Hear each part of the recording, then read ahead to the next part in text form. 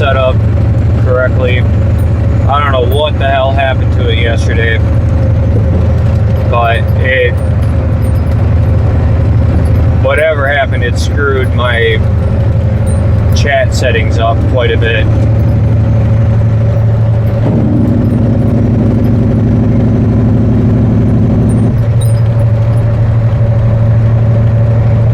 Oh my god. Oh my god. Who the hell made that name? Oh my god.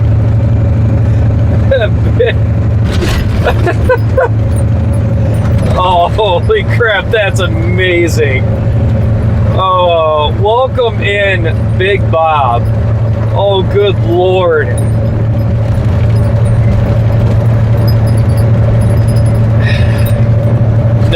No, I knew I couldn't run away from you. Jesus criminy. Oh, that's golden. Freaking gold. Big Bob with the turkey rod. Ha! Oh, Jesus criminy. Well, Commander, whatever I can do to help you.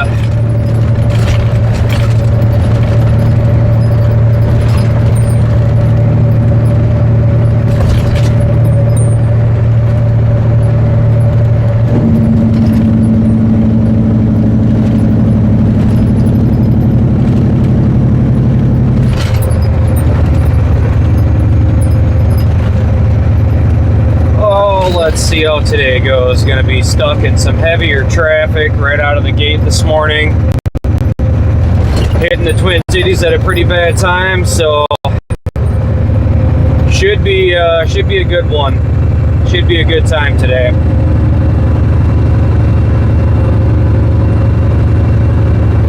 Yeah, Larry, every time I tried to get out of it, I found myself right back into it.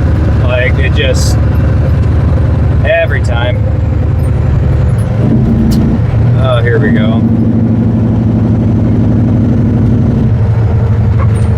Alright, who's getting in front of me? Who's going behind me? Alright.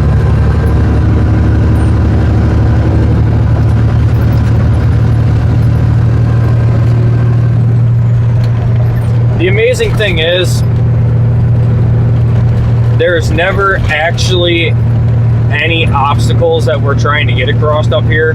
It's just people, you know, panicking and freaking out because somebody else is hitting their brakes and they're more than likely not even in the same lane. But I have to slow down quite a bit. I'm fully loaded and I really don't want to be anywhere near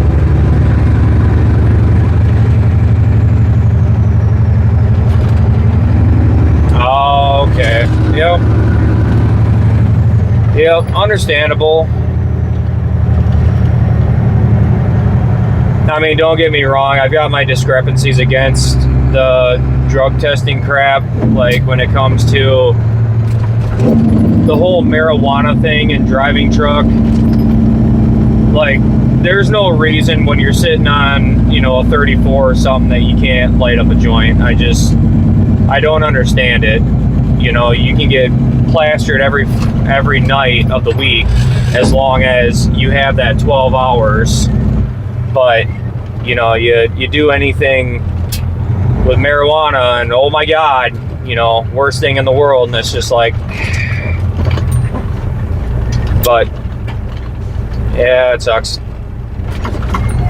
You give up a lot when you start doing this as a job, you know. They don't like to fuck around too much with it. And now we're at a dead stop. Awesome. But give yourself time and, you know, see what happens, Larry. Hopefully you can get back into it.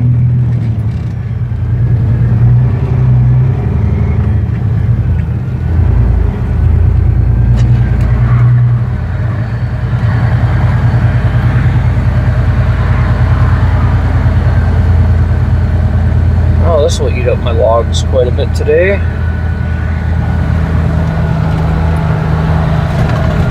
But good morning, everybody. I think it's Tuesday. I could actually be wrong. I'm pretty sure it's Tuesday, but my week's a little thrown off because I started on Sunday instead of Monday.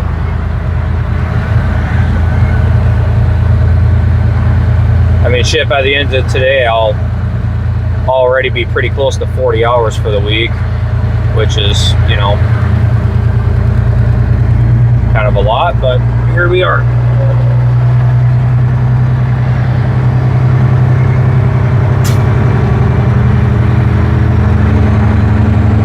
Yeah, it definitely is, man. It sucks. I don't quite grasp the whole ruling on it, but, you know,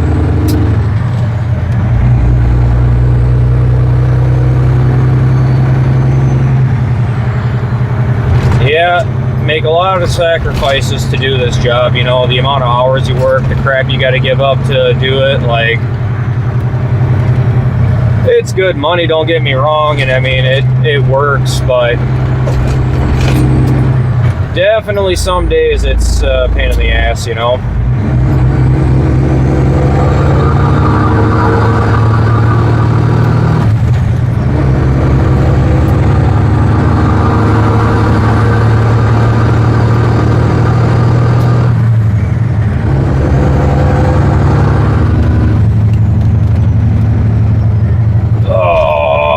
Come on, people. Fucking move your ass. Now, coming over anyways, because I gotta make that left lane.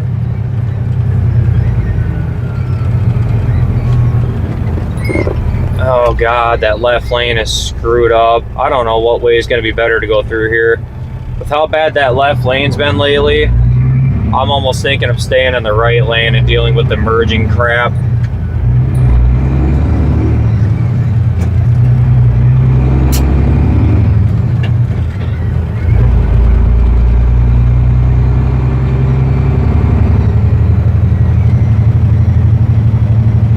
Oh shit, Johnny. That's not a good time.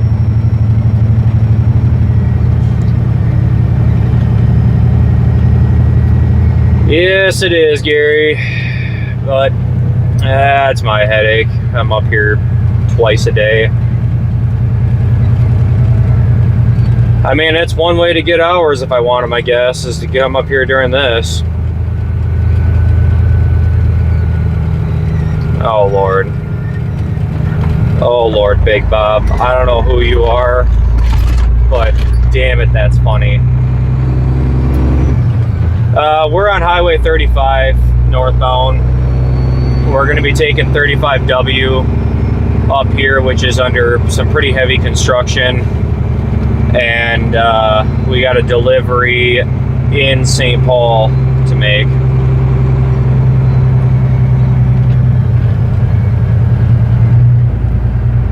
It's even, oh my God, the whole Big Bob thing. So everybody that's new, there is a turkey that is usually up where I deliver that we named him Bob, and you know, every time I see him I get on a rant about Bob, and somebody actually made a name, Big Bob the Turkey Rod. It's freaking gold. It is gold. I did not expect that today. Love that shit.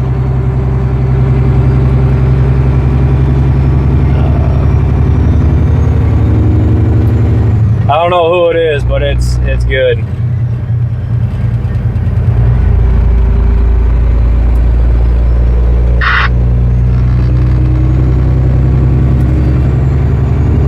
You got your ears on there, Cattle Rack?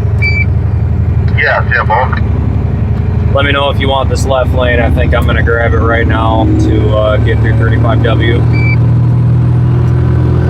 Damn, boy, I appreciate you, man. Come on over whenever you want. Ride this out. Go ahead, buddy. 10-4. I might have accidentally stepped over him there.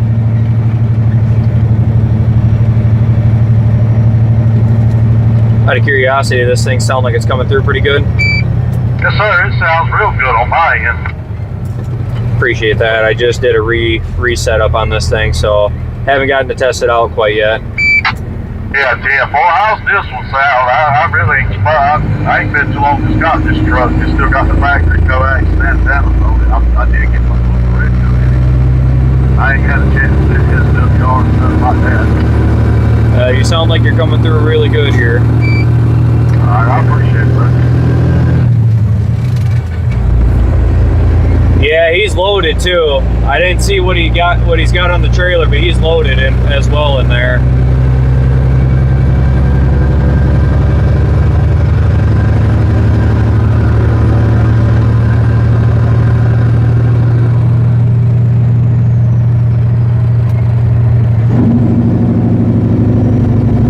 Yeah, except I think he's going 35 south. Or he's going 35E. I'm going 35W.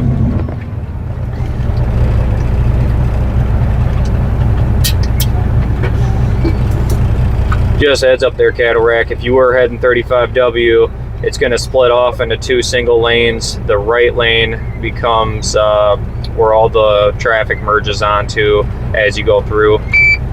Yeah, Tim. Well, I'm gonna go north. Oh boy. I appreciate you. Yeah, anytime, driver. I come through here twice a day. Yeah, I don't come through here that.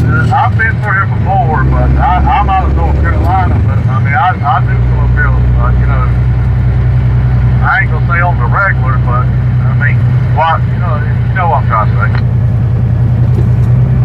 Yeah, 10-4, I got it. I'm picking up what you're putting down. Yeah, as you're coming through here, if you stay out of that hill climbing lane, I'm sure you got enough giddy up and go in that truck to make that hill. As soon as you get to the top, unless you're heading to 494, you kind of want to stay in that left lane right near the bypass lane or the HOV lane, and you can just ride that through at like 65, 70 most of the way, and generally we're left alone pretty good up here. Hey, I appreciate that. I really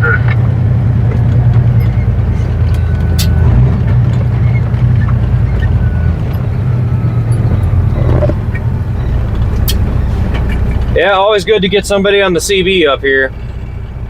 Always good to get somebody on the CB up here.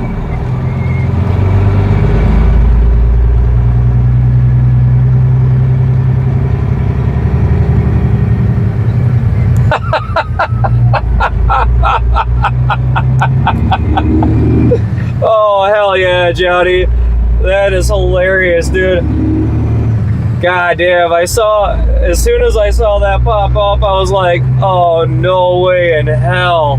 It's freaking hilarious. Oh, I can't wait to get Rick in here. Absolute gold.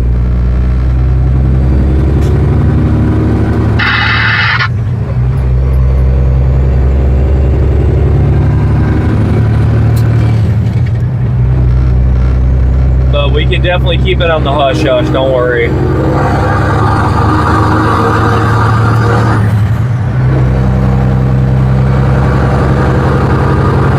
Yes, he is.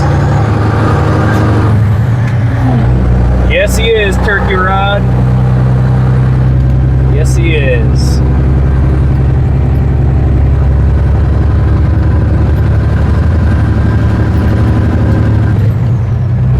Yeah, I'm not too sure where everybody's at yet this morning. You know, Cole is freaking 7 hours ahead, so I'm sure he's got a lot going on. And yeah, it's hard to keep track of kind of where everything is, where people are at whatever though. Oh shit, we're slowing down. Well, come on in. Good to see you, Abraham.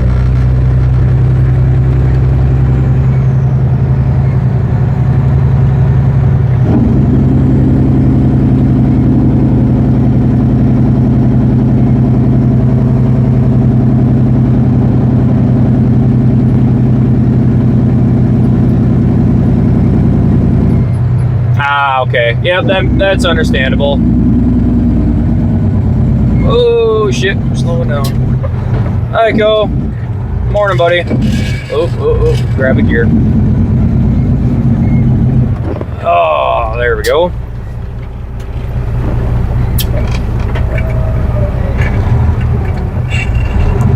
Oh boy, now I missed my gear. There it is. Jesus. Definitely having one of them days. Good Lord.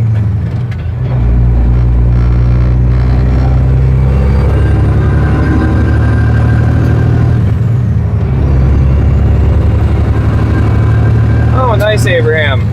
I have actually not figured out what XP is, to be honest with you. I can't say I know much about this, about the whole YouTube platform thing. Oh, I did?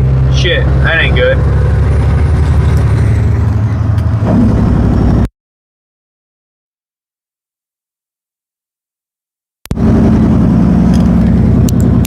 Alright, we'll see if that fixed it.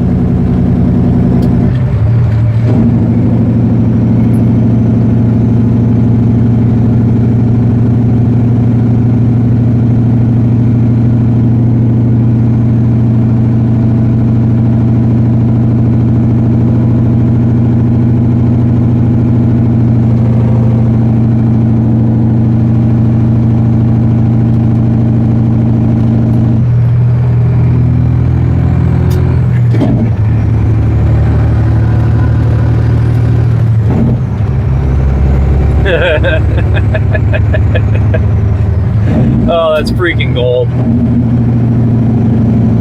Oh, shit, we really gotta watch our speed here. That ain't good.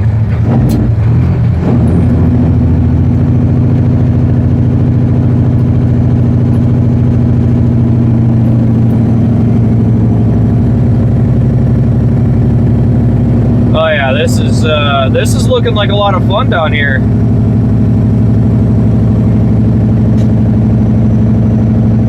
Man, I tell you what, while we're riding these Jakes on the way down, I think my ass is throwing in another pouch. I'm gonna need way more nicotine to get through this shit. Welcome to being a truck driver. You just never know what you're gonna have this on the day you get it. It's always a good time. And right now we're just letting this thing scream.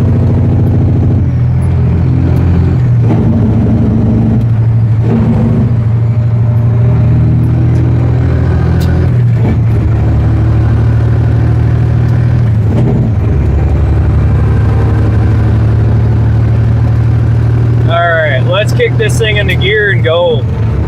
I want to get through this shit today. So hang tight with me if I don't respond to your comments. We're kind of doing some shit at the moment. So just bear with me while we're getting through this tight ass construction. Oop. Just back her down, back her down. Just a little bit.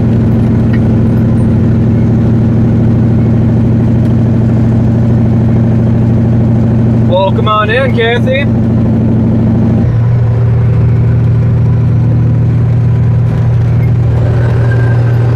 Alright. Well, we got through that mess. Let's hammer down, see where we can get this thing going to.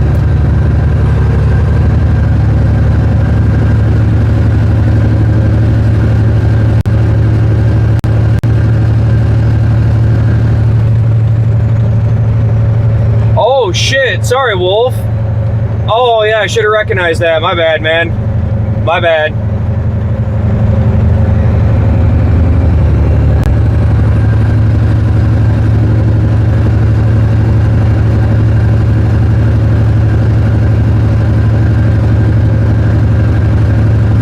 Yeah, good to see you, Wolf.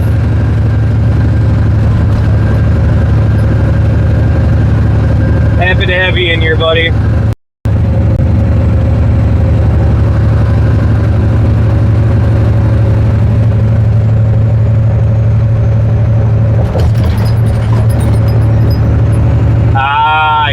Yep.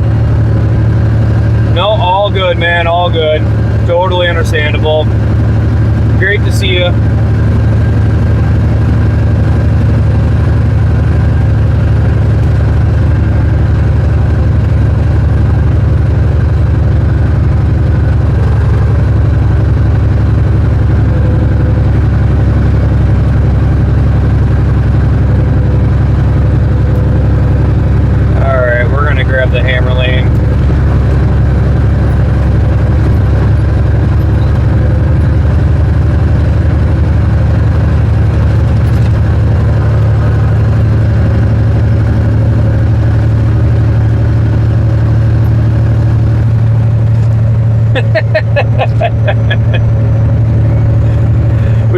lots of new disguises today. I don't know if you saw Turkey Rod was in here, or is in here. Oh, good Lord. That one killed me this morning.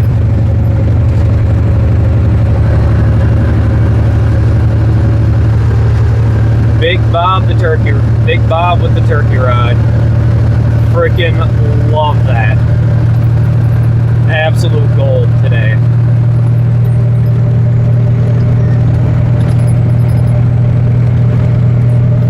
Yeah, they definitely do have me restricted, but I've got a little more leeway, William. A little more. Not much more, but I've also got a lot more power under the hood in this truck than, well, honestly, I haven't had a truck quite with this much power. It's been a long time since I've gotten to touch a truck with this, what I'm running right now, and it's made a hell of a difference.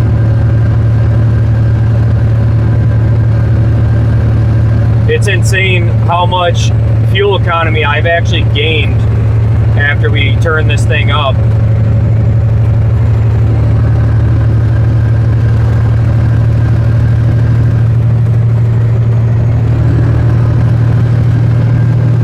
But I still try to hammer down everywhere I go, because yeah, back not all that long ago I was driving a truck that was ungoverned, and you know, the governor was my foot. Used to hammer down a lot going out west, but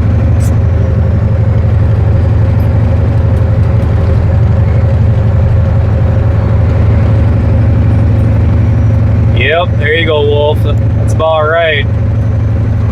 If I knew somebody who had Detroit software, I'd be changing the speed in this truck, but unfortunately, I sure as hell don't. And I mean, it's not the biggest deal in the world. Ever since we turned the power up, it doesn't take me a lot of time to get where I'm going. Hills don't slow me down much anymore these days. Oh, that's an unmarked. No, officer, I'm not going fast in a construction zone. Why would you think that? But it looks like they're hunting somebody else today, so that's nice.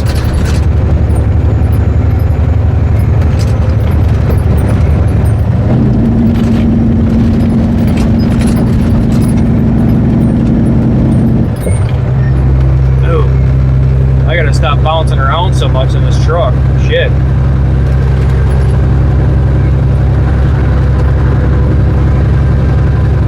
If it makes you feel better, William, I still got a spring ride front end.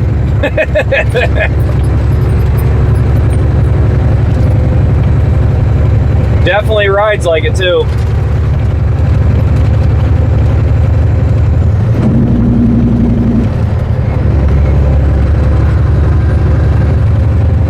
Hey, Gray Wolf, welcome in. Good morning to you.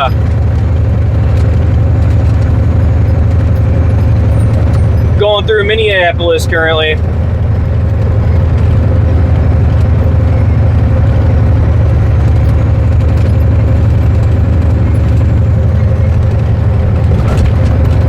Yeah, those were the days, weren't they, Wolf? I miss those days, screwing with the cattle haulers when I could. I used to love doing that shit, passing by them and, you know, doing like 95, 100 in the hammer lane, get on the CV and be like, man, I thought those pretty trucks could run. Next thing you know, I got a convoy. Oh, I used to love doing that shit. But that is what it is.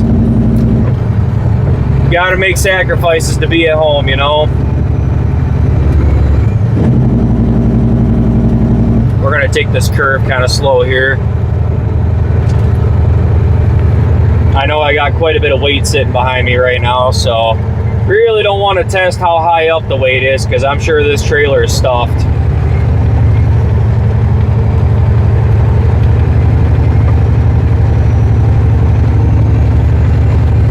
But we're doing our first trip right now.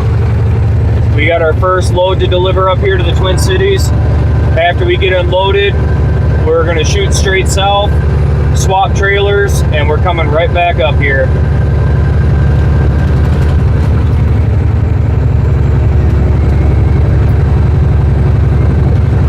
Matt, I appreciate that very much. I hope you have a wonderful day as well. As always, man, keep that thing shiny side up, greasy side down. I greatly appreciate that. Yeah, driving up here in the cities can be a very interesting time. So usually when I'm up here, I try to do some educational driving. You know, just learning by watching what I'm doing. You know, why I might keep a gap in front of me. Oh, hell yeah, Grey Wolf. I'll have to give you a shout out on Sunday. Put up a short YouTube short or something.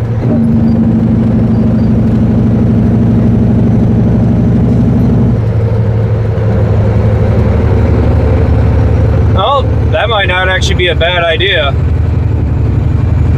I can't say, the good thing is I don't have to pay for fuel in this, so when it comes to needing to save fuel, I mean, I just watch my foot a little bit more.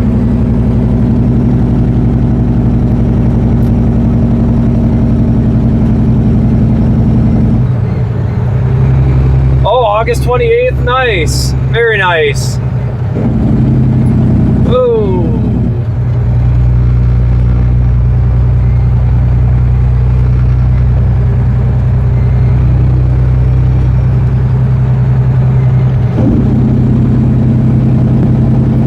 Hey, Sick, good morning. Welcome in.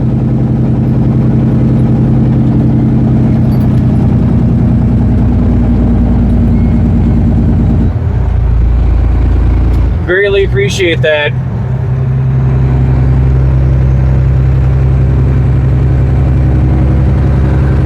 Well, I'm sure they use the used oil that he's probably using in his tank is, I'm guessing, gone through pretty well to make sure there's no metal in it. Yeah, there, yeah. So it's, the oil's screened out. But yeah, you can run used oil in these trucks and they just, I know this Detroit that I'm running in will eat gelled fuel like it's candy. Found that out over the winter, actually. And welcome in from North Alabama.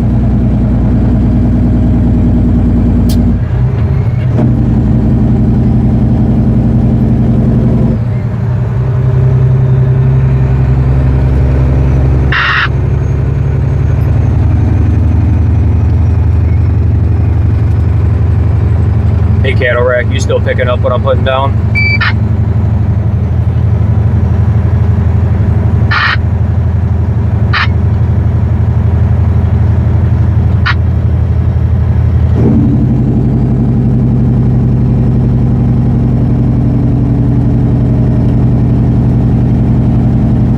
Yep. Sick. When I did my testing for my CDL all back in the day, yeah, I did all mine same day. Your pre-trip backing and driving test all in the same day. But I did eventually have to redo. I did retake my driving test because I got my manual endorsement as well. So I did have to retake the driving test eventually, but this was all still before, you know, school was a thing. So it didn't take much to get signed up to do that. A wolf hood ornament? I wouldn't be surprised if you could shop around online, Wolf, and actually find one. It is? Oh, it is Tuesday. Okay, yeah, see, I had my days wrong. I totally thought we had a different day going here.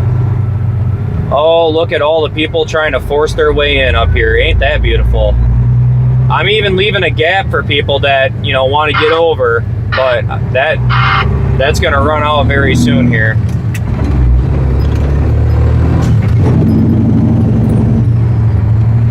Sweetheart, your merge lane is running out, so you better figure it out quickly. There you go.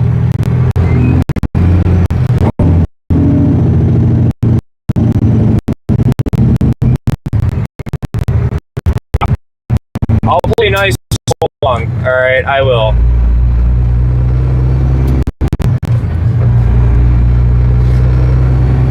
Thank you, David. I appreciate that.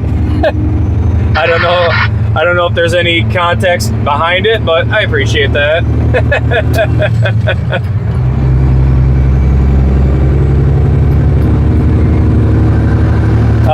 Sick, when I back up to hook to a trailer, essentially there's no shifting when I'm backing up outside of putting it in reverse. That's really about it when I back up to get underneath the trailer, is I put it in reverse. Usually I gotta ride the clutch a little just to be careful and not slam the fifth wheel too hard, but I will say it does, you'll know when you hit it and you get on there, but you gotta make sure you're lined up good and you're not shifting the landing gear around.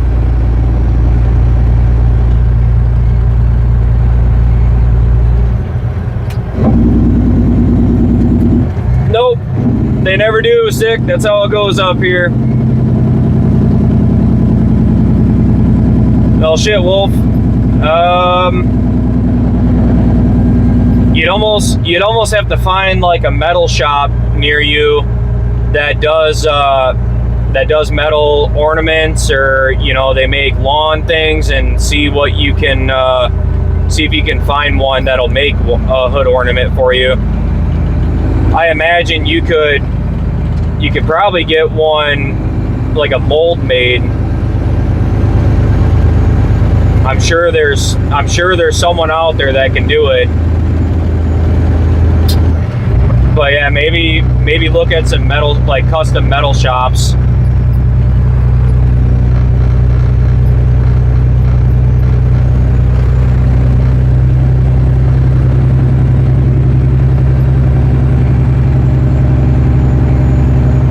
All right, here comes, ooh, hey. Stay in your lane.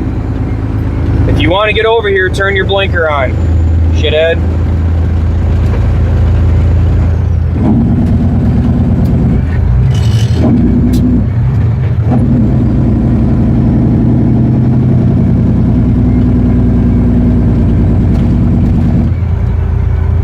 Oh, hell yeah, they are. You're definitely not wrong there, Brad. You're not wrong at all. There's plenty of shitty truck drivers. It's really unfortunate too, but there are a lot of them.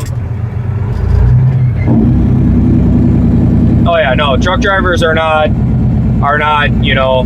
they're guilty as well for just being bad drivers. There's no shortage of that.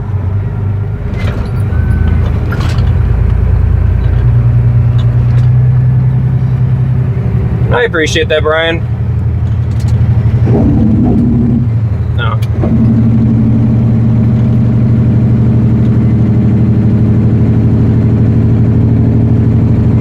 Oh, this is looking like a good time up here. Oh boy.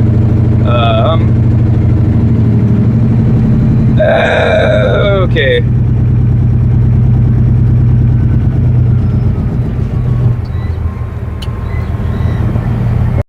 Yeah, it's a big mishmash. You get truck drivers that are impatient, tailgate. They cause a lot of safety risks. You got cars that merge in and out without looking or using their mirrors. It's kind of a everyone's guilty party, No, the car that jumped in front of us, I think it was meant to look. I know it's not. Yep, there is that too, Brad. Yeah, blocking the left lane. Then they get, you get two of them. One's going like 1 mile an hour faster, and then they turtle race. Yeah, I can say I've been guilty of it. I have. It's generally if I try to pass, and all of a sudden we come up to a hill, and I'm loaded, then it's like, oh shit. And that's where, that's where at least I get stuck.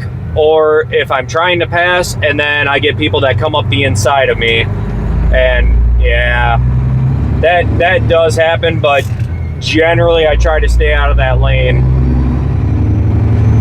specifically for that reason, you know.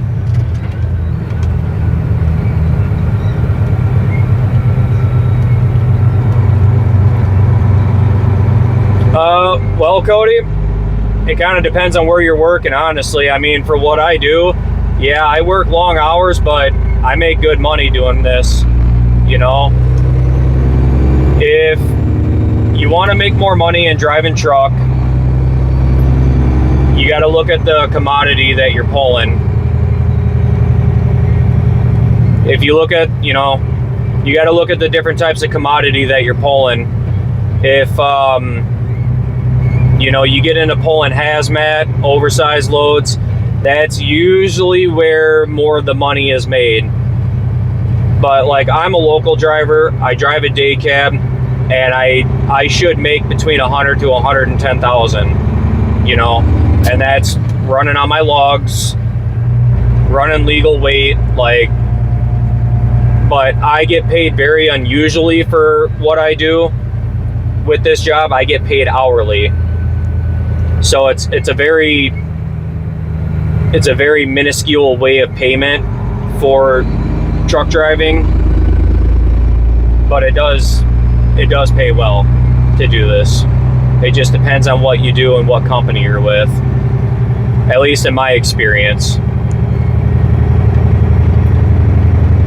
Gray Wolf, it's gonna be 107 down there, Gray Wolf. Holy shikes.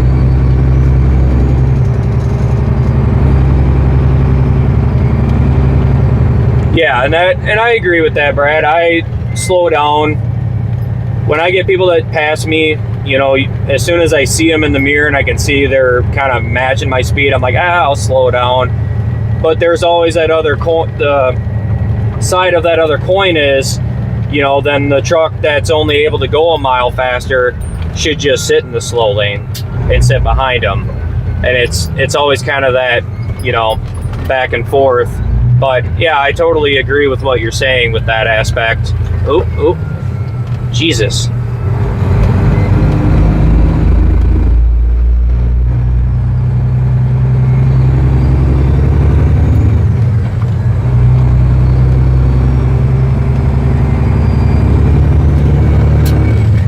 Understandable, Brad. Yeah. Yep. And so I have quite a few years of experience driving truck. So I came in at kind of a higher pay scale, and it's only gone up since then. You know, I started out not making the greatest hourly. I've been here a year and 3 months now, and I'm doing pretty well. But I also do a lot more than just drive truck on what I do. I also manage my trailers, my schedule. Sometimes I have to try and work with other drivers to help them or have them help me. And, you know, we do a lot of our own kind of scheduling. Oh, you're an HVAC. Yep. That makes sense. I started in HVAC back when I was 18 years old. Yeah, I'm gonna get cut off here. Oh, I thought I was gonna get cut off. I'm surprised they actually gave me room. Didn't anticipate that. We're on I-35 right now, I-35W, up here in the Twin Cities in Minneapolis, Minnesota.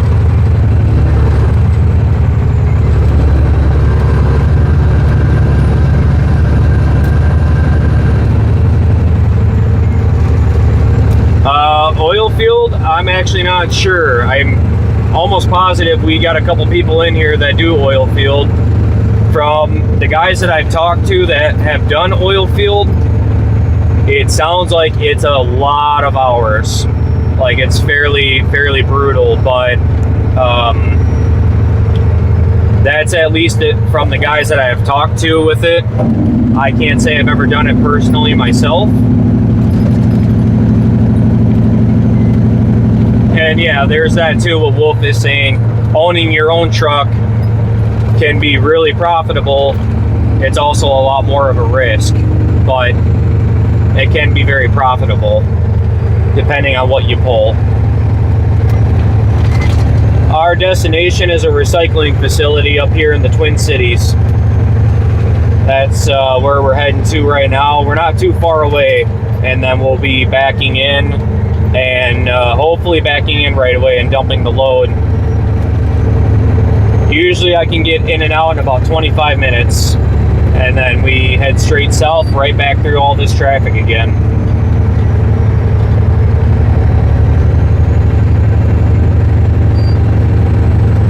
Yep.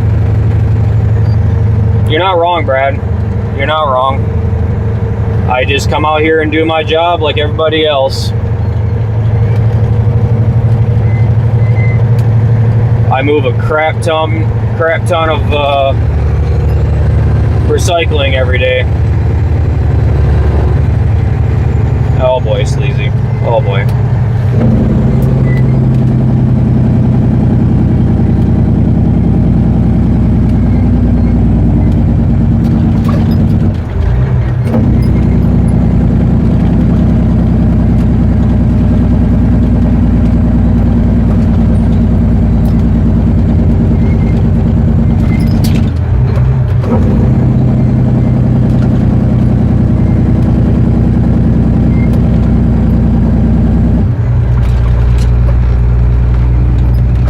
Nope, crap ton. I got a lot of recycling. In one day, I'll move up to 160,000 pounds worth of recycling.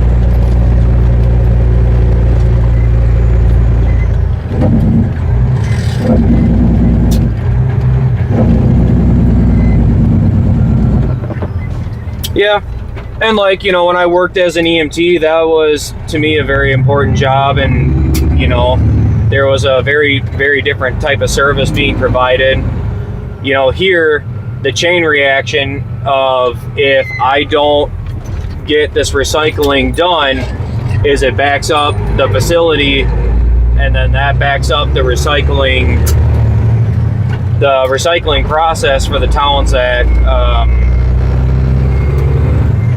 backs up the recycling for the towns, you know, that my recycling truck service and then dump their stuff to me. Oh yeah, be surprised. We definitely do recycle. I'm kind of the final destination for where it goes. I am an owner operator, or I'm sorry. Oh my God. I'm not an owner operator. I am a company driver.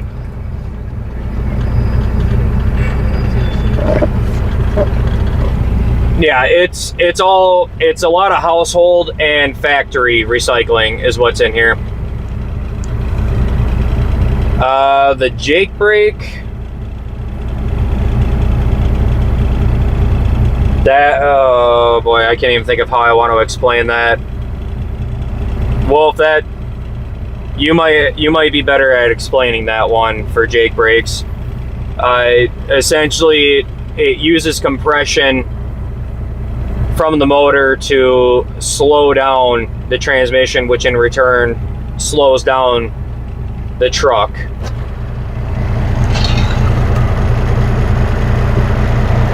It uses the exhaust gases to create compression and slow down.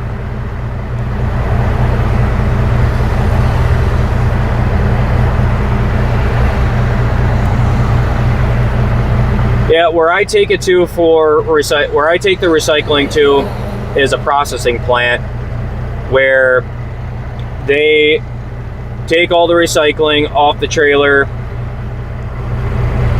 or I dump it off the trailer, they take it and they process it, and then it gets reshipped out to other places to be reused elsewhere. And it goes back into the manufacturing process, at least from my understanding.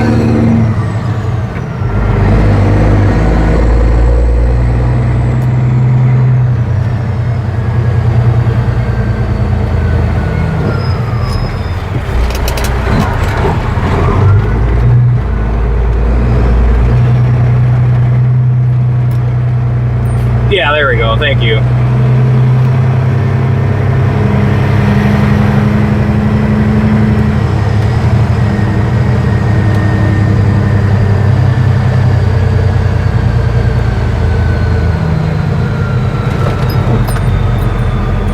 right, let's get up on the scale. Looks like we're gonna get backed in right away today, which is very nice.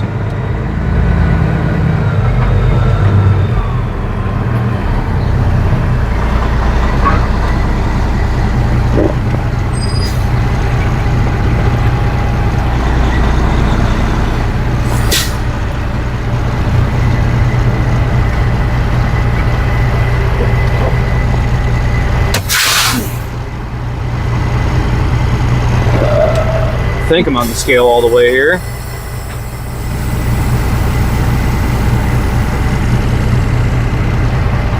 Okay. Yep, we are. All right. We're gonna get this thing scaled in, and then as we are unloading, I'll take you guys out with me, and you can actually watch the trailer unload itself and ask questions as you like.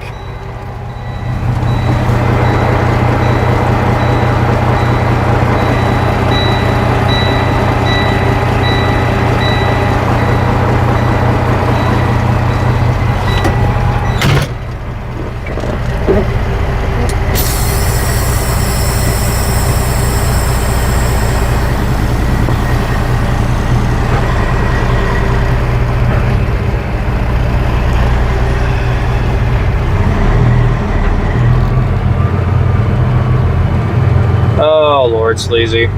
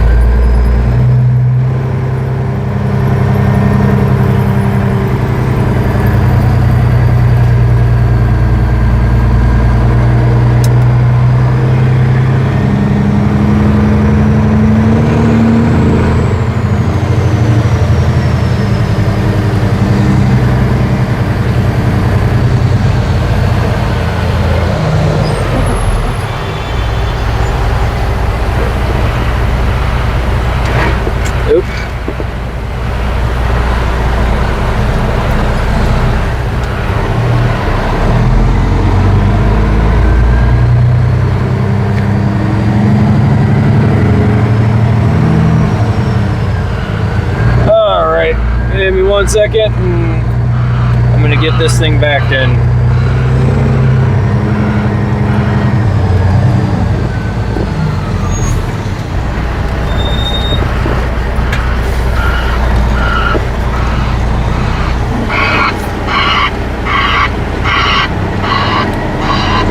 I have a 13-speed transmission.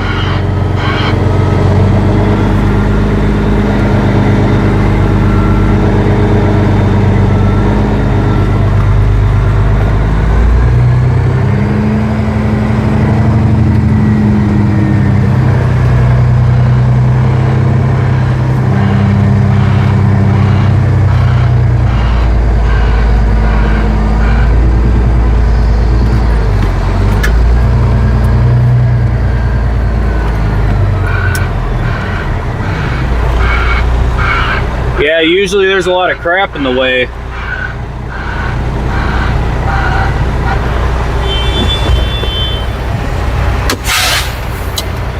All right, let's do this. Get my headset on, or my hard hat on, and take you guys with me. Oh, that's not what I wanted. All right, bear with me 1 second.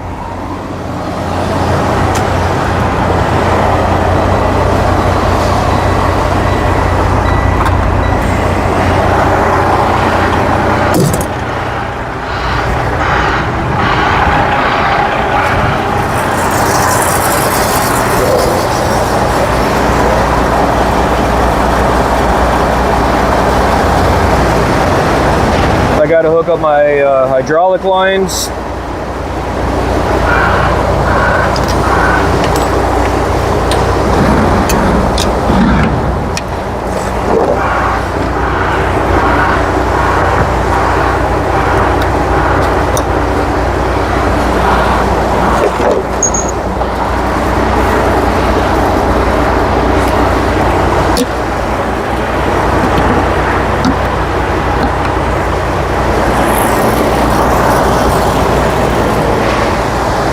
Now, we're going to be making our way back to get our gate, get this gate open back here.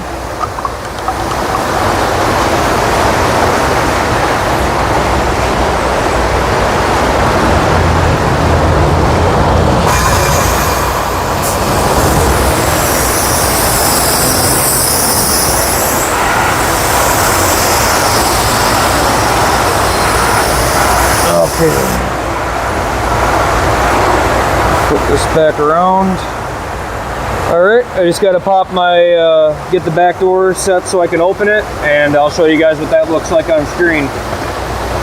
I got to take off a few chains and unscrew a giant bolt on the door here.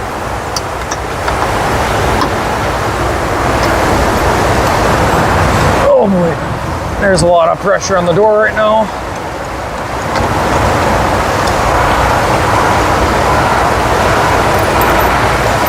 Okay, and let's crack this open. Flip this around.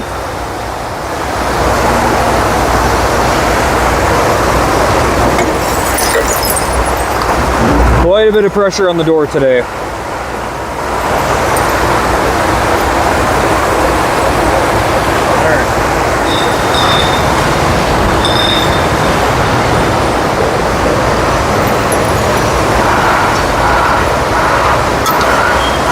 Yeah, don't worry, Wolf. I'll find pants one of these days in here. I'm sure it's coming.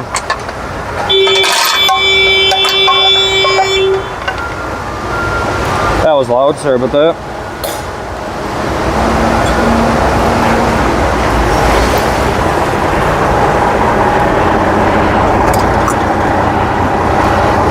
Okay.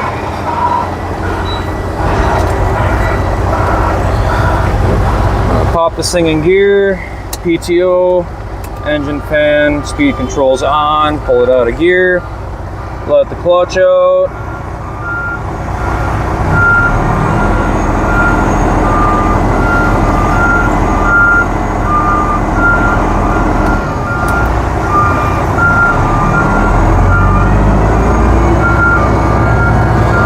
So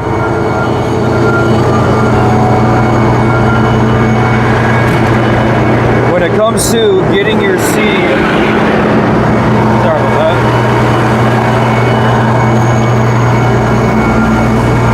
The process for getting your CDL, yeah, like Rick said, tests, lots of tests. Nowadays you got to go through school for it.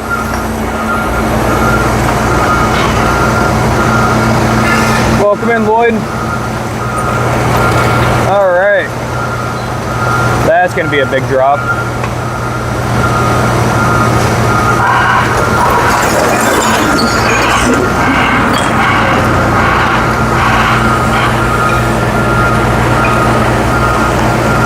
Oh, Rick, Kathy is actually Wolf.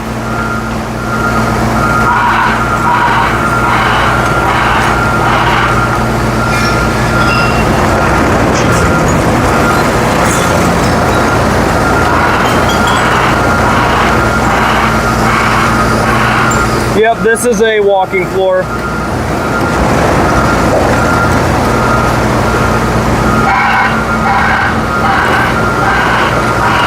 Yep, this trailer is known as a walking floor trailer. Oh.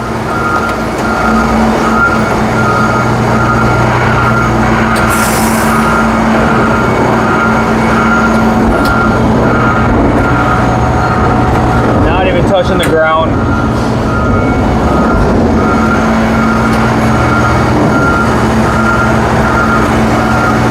Yep.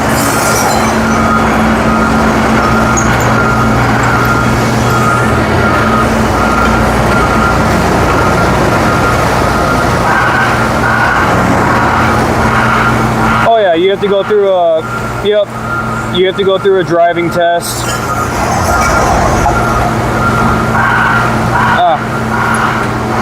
show you what a walking floor looks like.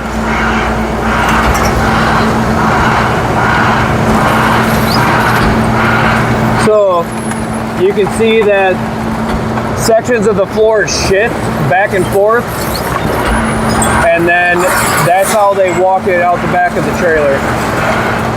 They shift back in sections and then move as one unit to the back. And that's how it pumps out the recycling.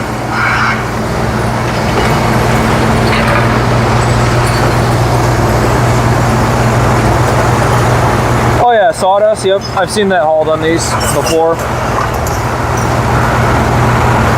So like I have my hazmat endorsement, and yeah, it's a separate test that you have to go through every 2 years.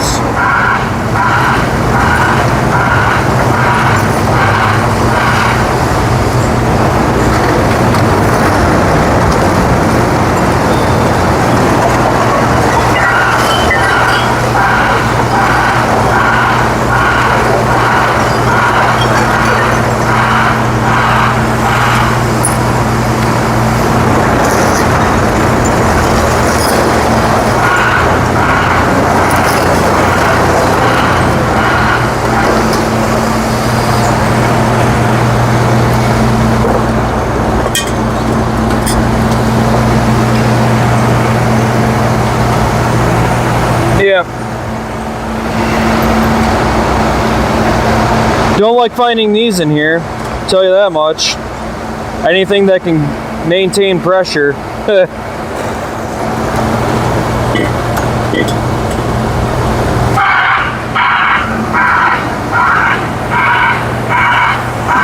Yep, medical checkups as well. That happens. Trent, we are up in the Twin Cities. I am a local truck driver out of southeastern Minnesota. Yeah. Yeah, that's never a good time.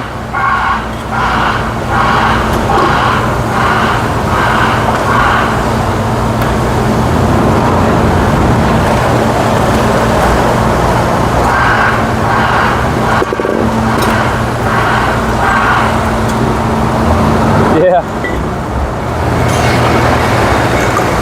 I don't like finding metal tank or, you know, metal or aluminum tanks in this trailer, because can you imagine what that would do if that went off in there?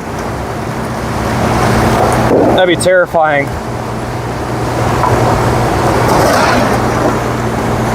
No, Dave, I don't believe it is. That's why as soon as I saw it, I grabbed it for the operator and put it off to the side.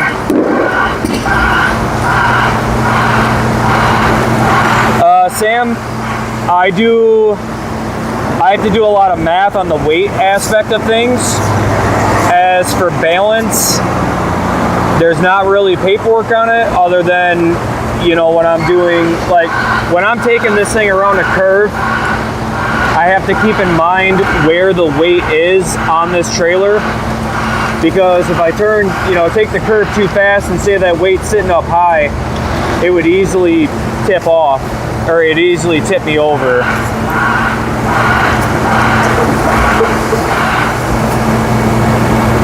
Shit, Dave, that's brutal. Oh, very nice, Trent. Nice to meet you. Welcome in, man. Always happy to meet new people, new drivers. Yeah, great to have you.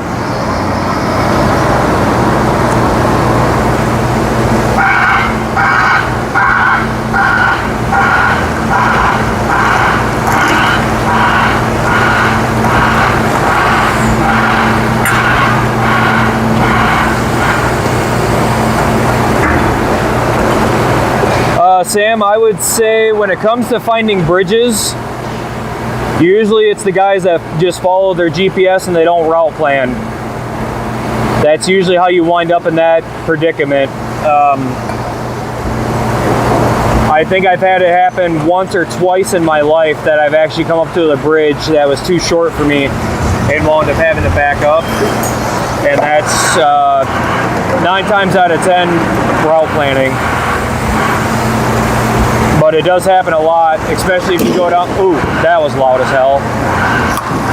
Especially if you go down to like Chicago. Kirk, I definitely do enjoy my job. I just work really long days sometimes, and burnout's a little high, but I definitely do enjoy it. I honestly could not tell you if there were jobs in Texas or not, to be straight with you.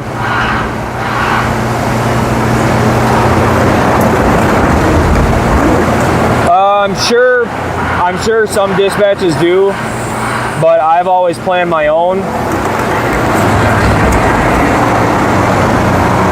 Yeah, Sleazy, you're right. Yeah, there's also GPSs they have built GPSs that you can punch in all your information, your height, your width, your weight, and it usually can generate a route for you, but I always still double check it because I've had those fail on me too. Yeah, yep, like what Wolf said, or Rand McNally.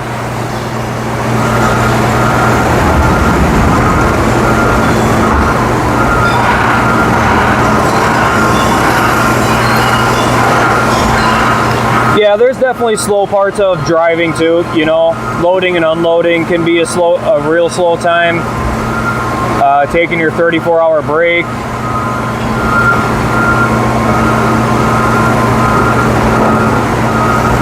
Oh, that's really cool, Sam. Yeah, I would have never guessed that.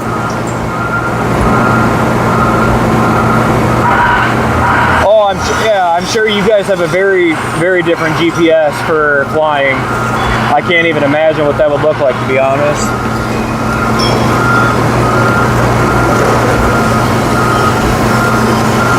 I gotta be getting close to being done.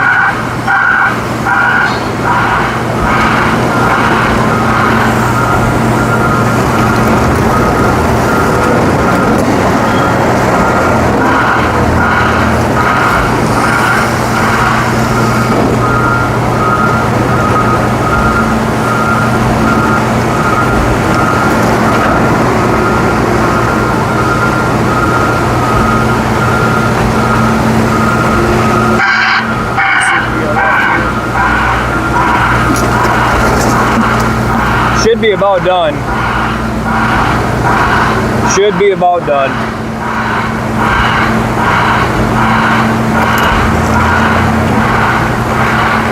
Oh, all right, Sam. If you find my email on my community page, you can reach out to me and we can get in contact there.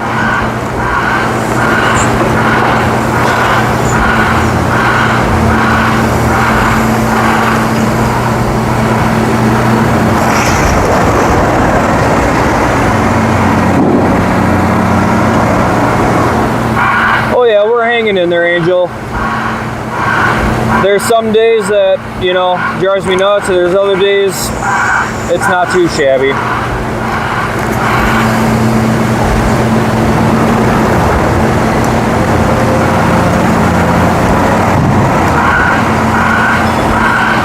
Oh, I could only imagine.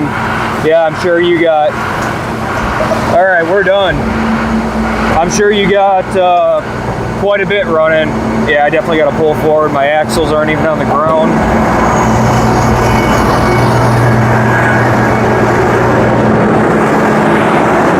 All right, bear with me. We're going to get this thing done, and we're going to get out of here.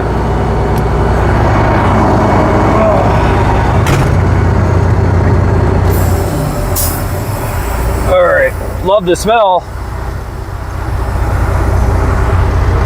There we go. Get this thing pulled forward. Ooh, big guy.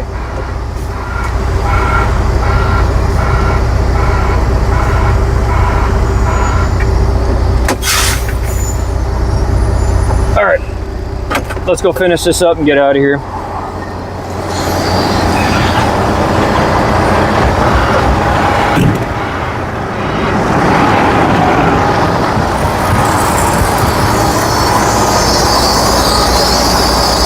Hang tight. I just got to get my lines unhooked and put away.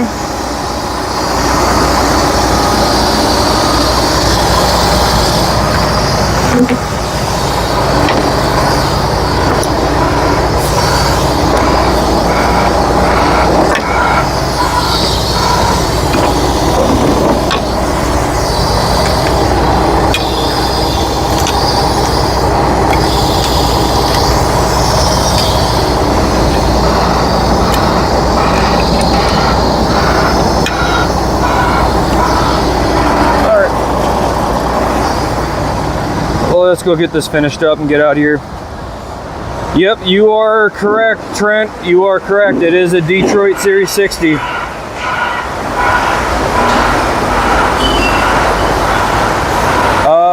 I will make another post about it. I tried to make a post about it, I think Monday or 2 days ago. Sunday night. Oh, let me flip this around so you guys can see what I'm doing. So right now, I gotta clean off all the glass and crap in the back here. And that's so nothing is flying off in traffic. People get real jumpy when you start having things fly off your trailer in traffic.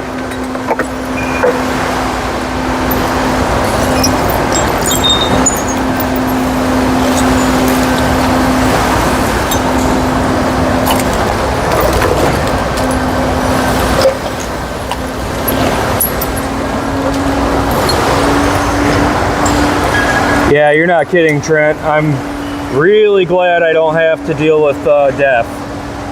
I just got my truck back from the shop, and we turned it up to 750 horse, and boy, oh boy, this truck does its job.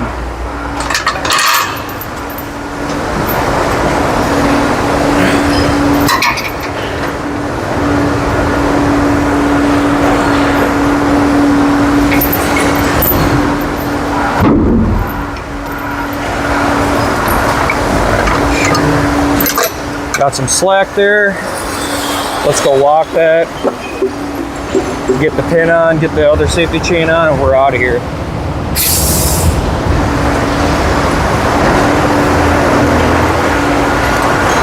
Yeah, it's got great torque. It definitely does its job. I just gotta watch it on wet pavement. Usually is where if I get on it, I'll spin it. Okay, we're gonna do that chain a little bit different here.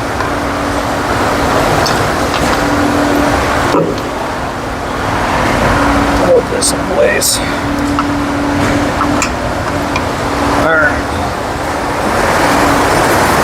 Okay, we are done, and we're out of here.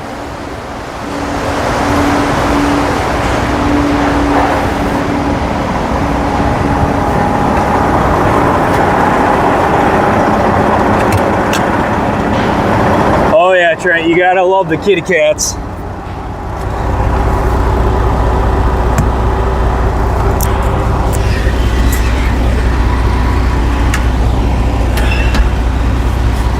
Yeah, you're right. You're right there. All right, let me pop this sweater off. No, we're getting too warm for a sweater.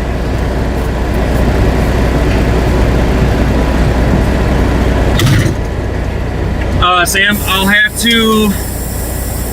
repost it in a YouTube short for you. I'll make a YouTube short and repost it there. Otherwise, my email is tattedlorax1513@gmail.com.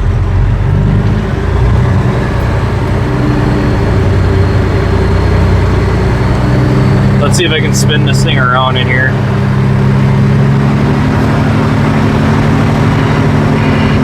Going to jackknife a little bit with this one.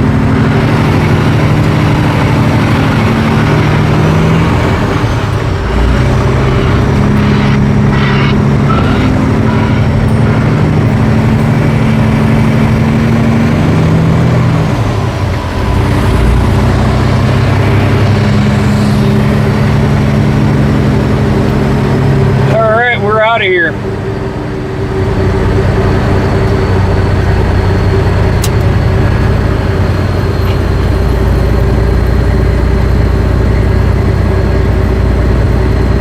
Oh, did you really?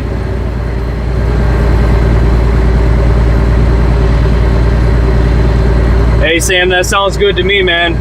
Yeah, I'll be more than happy to chit chat with you sometime. I spend enough hours on the road, so trust me, I got time to talk.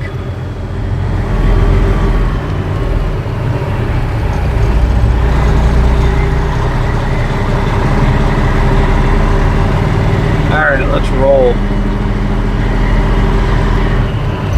Back through traffic we go.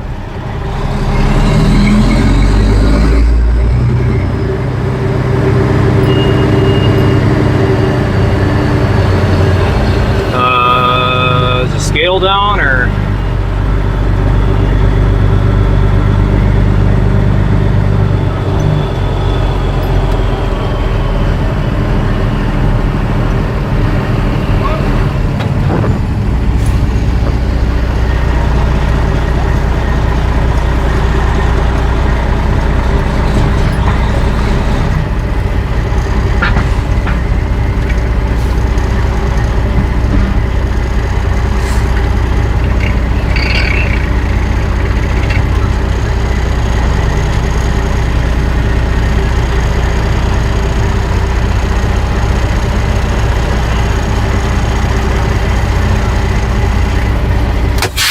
All right, our empty weight today is 43,940 pounds.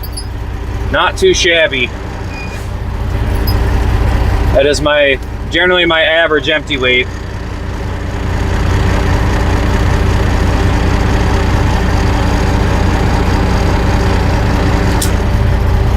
And Sam, I will say it's been a long time since I've used a GPS. But I definitely still remember doing it because I used to run oversize, and that's what I would use to set my height, width, and weight when I was running oversize.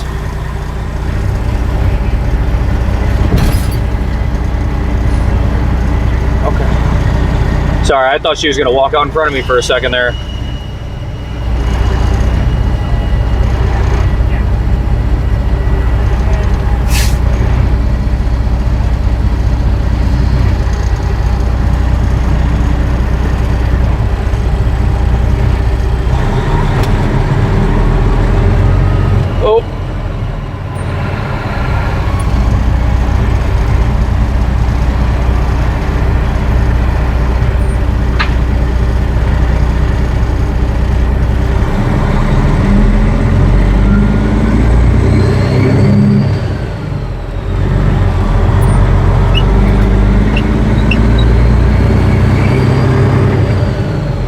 Yeah, Sam, Wolf is an owner op out of Canada.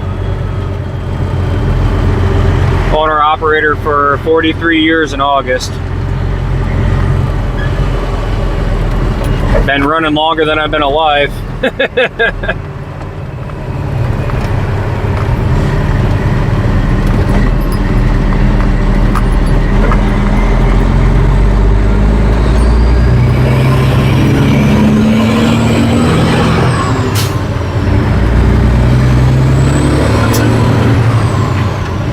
What in the hell are you doing, my guy?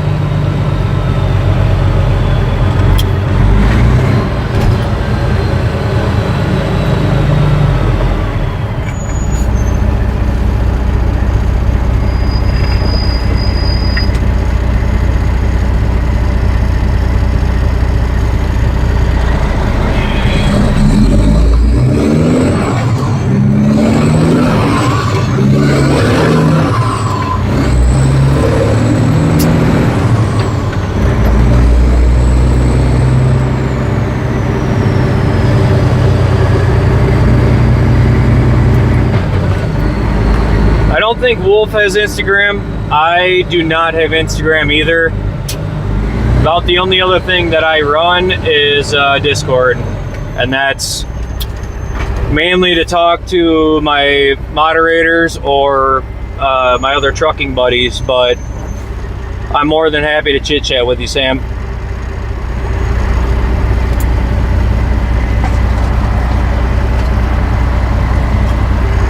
I will be making a video for all the people that want to show off their semis. I'll have everybody email me a picture, and I'll make a collage video out of it.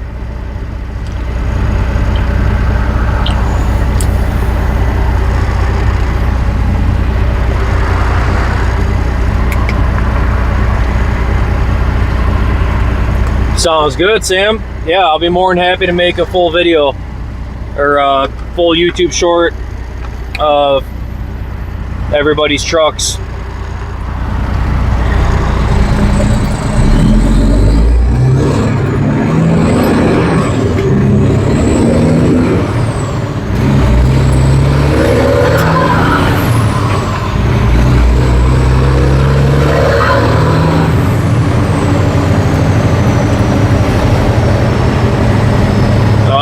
Gonna beat that. Ah, crap. I'm gonna get stuck in this turn lane.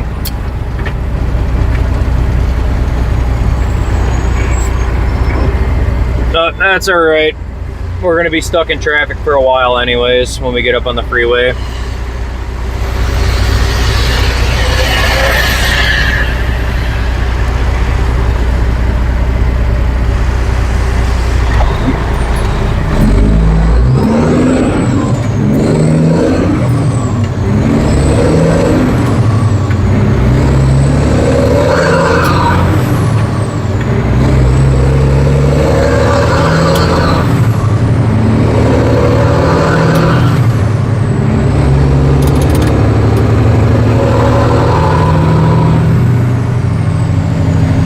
Once we get up on the freeway, I'll have my windows rolled up so it's not super loud in here. But it is really nice out. But yeah, when I'm going down the highway with the windows down, it's really freaking loud in here to where I can't hear anybody coming through on the comments.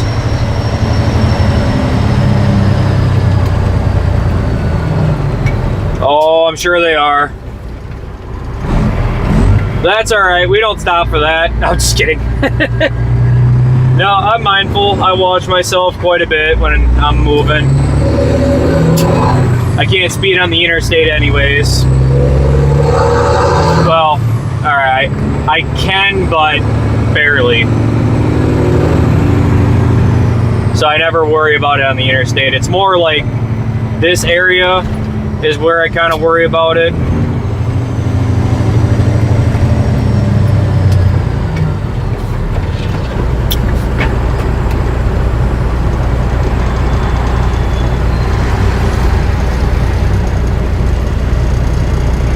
Yep, Dragonfly. We're gonna let this ambulance go first because I'm seeing only one person in the one person up front, so that tells me they got a patient in the back, so I'm gonna let him go so they can get to where they gotta go.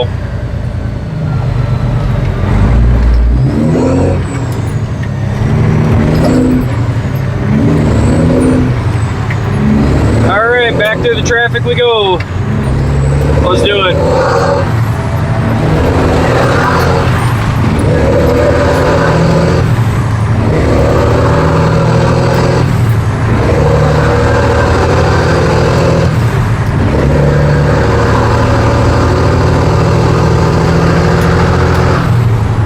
So Angel, back before I got into, or I'm sorry, Agent, before I got back into driving semi, I was an EMT for a year, so as soon as I saw that there was no passenger, that's telling me that the passenger is in the back because ambulances always have a crew of two.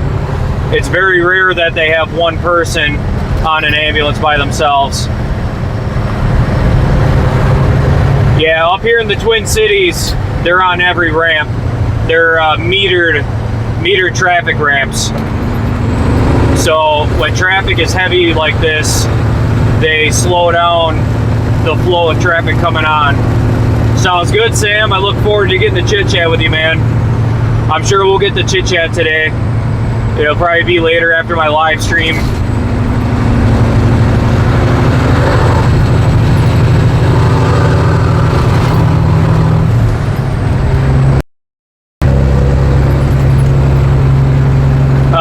speed limit, I can go 72 in this truck. So on a 70, I can, you know, on a 70 mile an hour freeway, I can roll at 72, so I never worry about speeding, quote unquote. It's more or less I gotta watch the hills. Oh, Agent, are you out in California? Because yeah, I've been out there, either California or Canada. I know they carry heavy speed restrictions on semis. I'm pretty sure that hasn't lifted since I was last out there. Yeah, I tell you, Wolf, doing 100 in a semi, that's a whole different world to be when you're doing it. That's a whole different world. I can't say I've never done it, but it wasn't all that often that I had to move like that.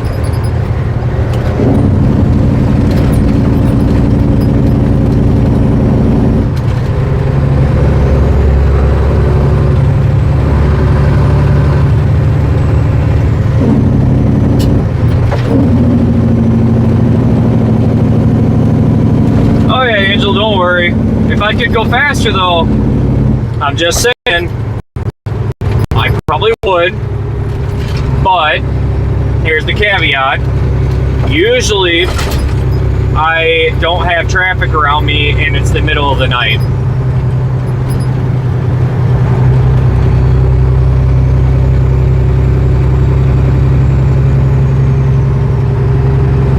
Yeah, I don't know if I could drive a Tesla truck. I got no idea if I could manage that one. I've got tendonitis in my ears, and having a loud truck is about the only way that I get down the road without going insane. So I can make 36 pounds of boost is how much this one goes to.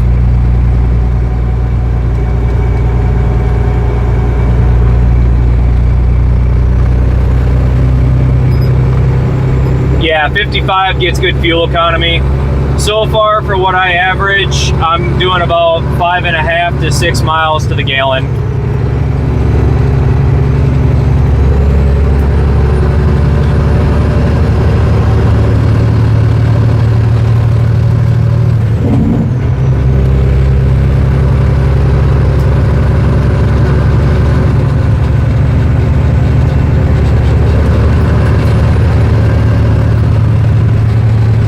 Yeah, this truck, so I'm making 750 horse to the crank and 36 pounds of boost. We're doing 65 miles an hour and I'm pushing 1400 RPM right now. Oh yeah, you know it. Gotta love driving out here, especially in a semi. Gets really fun.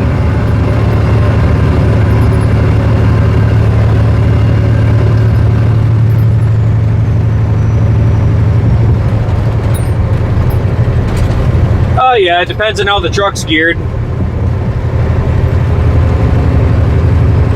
But yeah, low RPM, high torque, that's usually what trucks like to kind of run.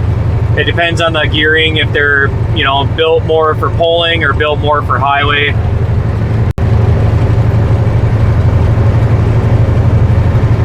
Oh Lord. Super B cattle liners. I bet that was interesting.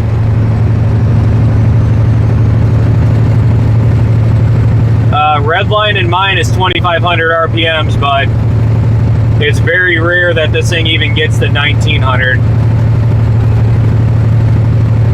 I usually shift between 15 and 17.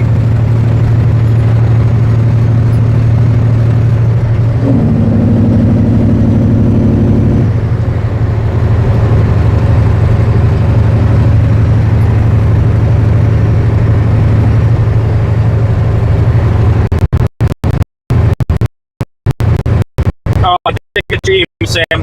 I heard the little noise or whatever the hell it is that comes through.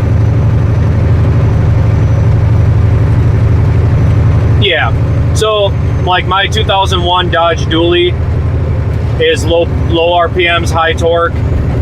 Not good for top speed at all, but can definitely pull a lot of weight.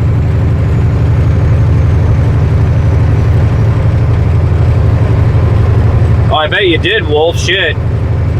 That would be an interesting challenge to try. Backing a B train.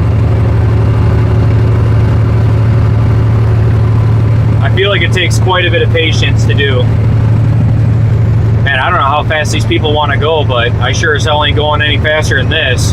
I'm already passing traffic. And these guys are just, ooh, that was a really close. I don't know if you saw that, but the, just about watched a fender bender there. That white car, 2 lanes over.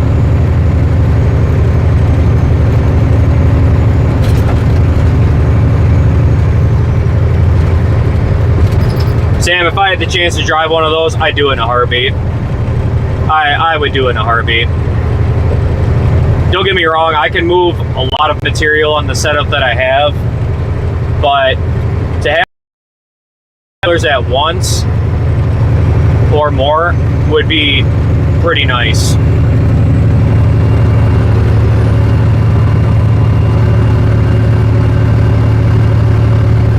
Yeah, if I could get the chance to drive one, I would drive one. Oh yeah, they are. They are sweet, man. They are sweet. All right, we got to get over.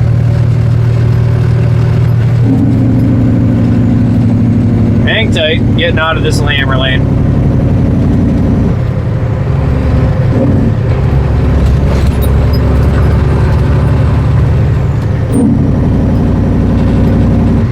You know, funny enough, Wolf, I got to do left-hand shifting when I was a CDL instructor, sitting in the passenger seat trying to shift with my left hand.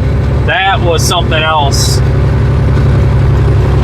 It took me a second to get it down, but, you know, without having to worry about any of the driving aspect, I was able to shift pretty decently with my left hand.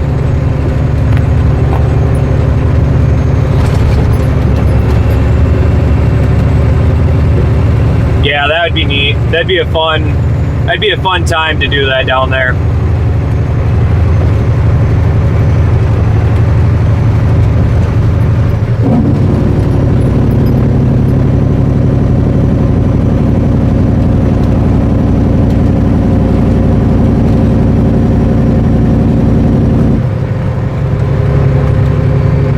Hey Steve, we're in a 2016 Freightliner Coronado with a 2005 Series 60 Detroit glider kit.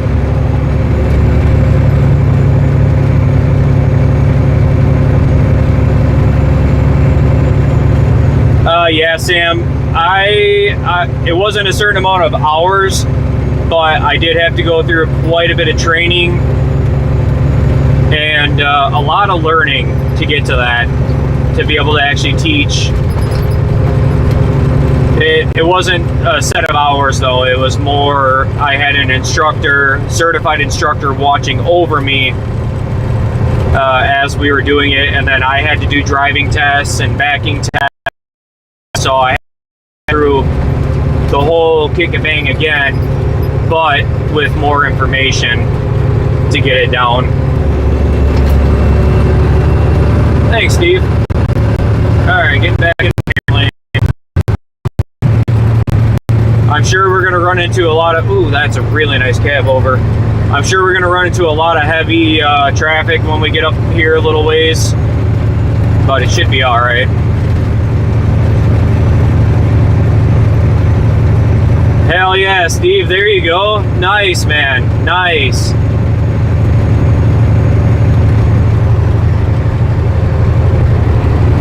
Oh, nice, Sam. Yeah. Yep. It was a very interesting journey because, you know, even though I've been driving truck for, 9 years, to teach it was a totally different animal. Yeah, Freightliner cabbage patch.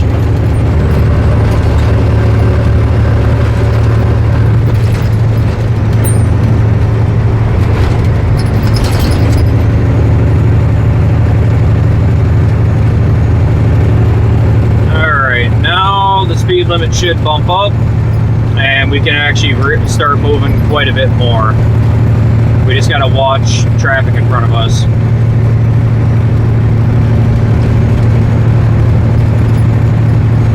Oh, hell yeah, Sam. Nice. Very nice. Yeah, it is a really humbling experience, no doubt. You don't realize how much of it, you know, there's so much of it you don't realize until you do it. It's like, oh my God.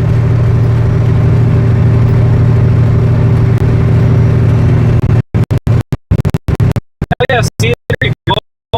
Nice. Any questions on anything with owner-op work? Wolf will probably be a really good resource for you. He's pushing his 43rd year coming this August.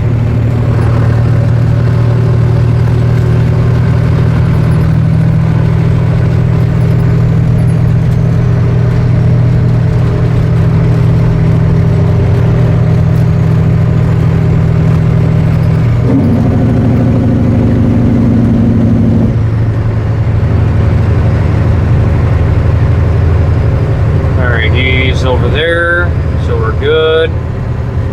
Staying put. Good. Oh, I see what he's trying to get to. Oh, sorry, Steve. If you have questions about owner-op stuff, Wolf, who's on here, has been an owner-operator for 42 years, going on his 43rd year this August. He's got quite a wealth of knowledge to him. And he's got that experience too.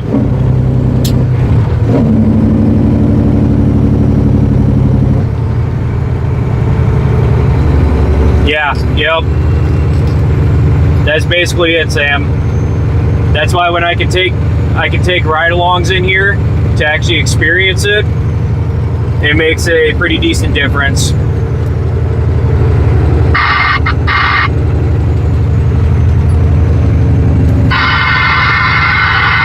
Oversized, you got some ears on?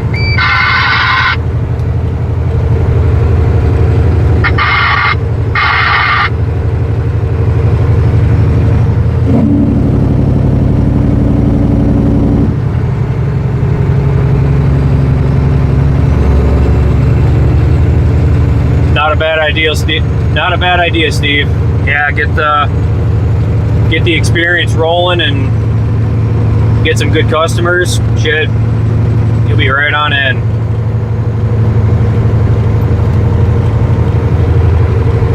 All day, every day, it's what we do. You just keep on trucking. No, Wolf, I do not have the train horns on here yet. I hate to say it, but I literally have not had time to do it. Everything I've been doing on the truck has been kind of needed to be done first, so it's been quite a pain to get them done, but it will get done soon. Mojo, we are driving in a 2016 Freightliner Coronado. I have a 2005 Series 60 Detroit glider kit.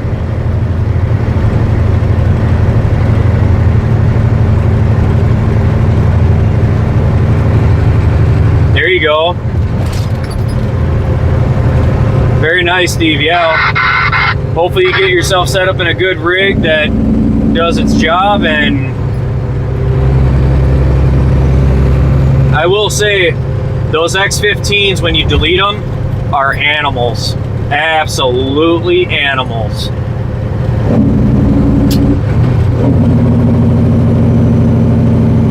We have one of those X15s in a 605 setup, and it's depth deleted, and that thing was an absolute dream to drive with how it pulled trailers.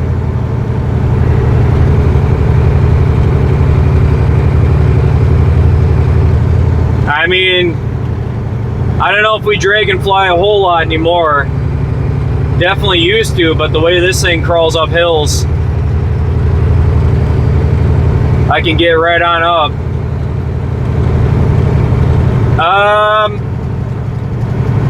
I think I think that's starting to loosen up quite a bit. Don't hold me to that, but I'm pretty sure that's starting to loosen up. I guess it depends on where you travel, because California is still one of the places that gets real hot and bothered about the def deletes. But that's why almost all of our trucks are glider kits, except a couple. I'd have to ask my boss a little bit more, but we don't send anybody to California. All our drivers that are over the road generally go east.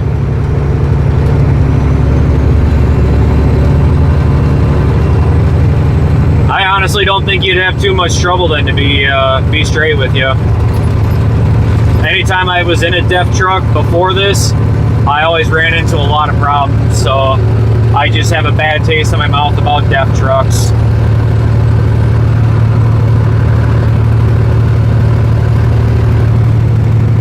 But like if I looked at becoming an owner-op, I'd probably go with something that's aerodynamic, but also deleted, just with the fuel pricing right now. It's kind of hard to say, you know, how much of that you're forking over versus what you're getting a mileage. Yeah, so my 2001 Dodge Ram is never came with emissions on it.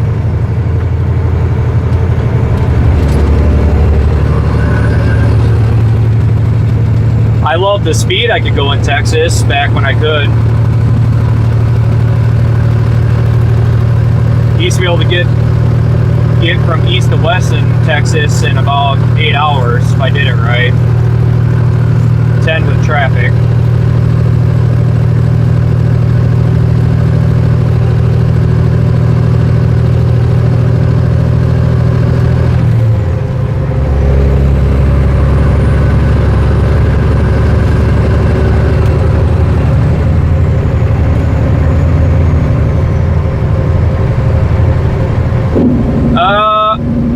I don't necessarily know if it's difficult. It's finding the right mechanics that can do it, because once you do that, generally the big truck stops or big truck shops like Kenworth, Peterbilt, they usually won't touch a rig that's been deleted. So that is the opposite side of that coin. But usually like a small shop, as long as they have the right equipment to do it, they can definitely delete them.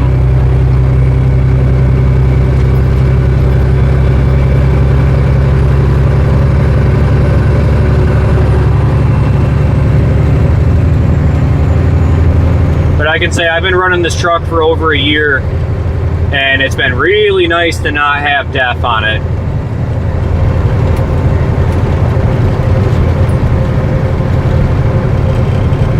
Yep, that's exactly it, Sam.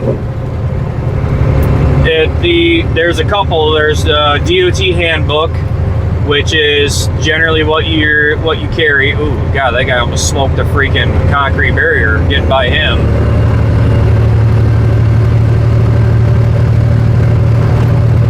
Yeah, I ain't sitting next to that guy. He about clipped the concrete barrier back there. Anytime, Steve, anytime. Good to have you in here, man. I do live streams every day.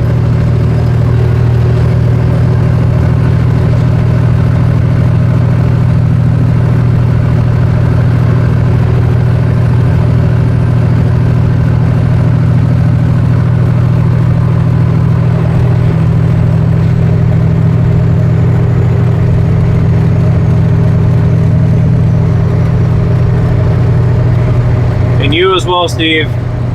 Shiny side up, greasy side down, keep the rubber on the road. That's all we can do out here.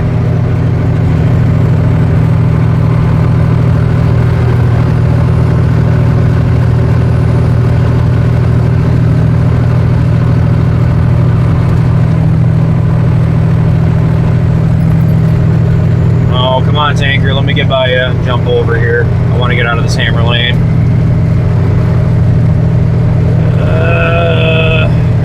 Alright, thank you, sir.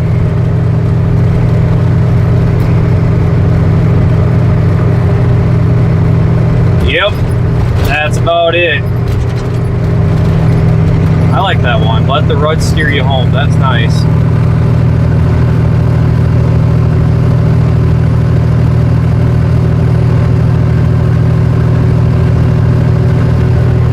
Yeah, I'm sure, Sam, there's a lot of similarities I could imagine between both these industries, especially being under, you know, one umbrella like that.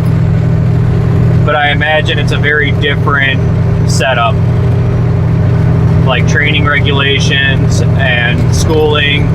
I'm sure it's a very different setup. Plus, I'm sure you guys have had school for a very long time versus, you know, what we have. Oh, I wasn't out in the Hammerland that long. Come on. I mean, I was out there. Don't get me wrong. I'm still moving faster than the traffic in the slow lane.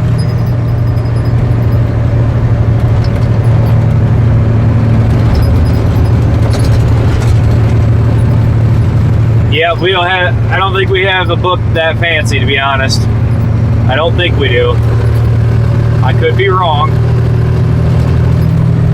I mean, I think the most into it that I've had to get was for my hazmat testing, and that took a bit of studying.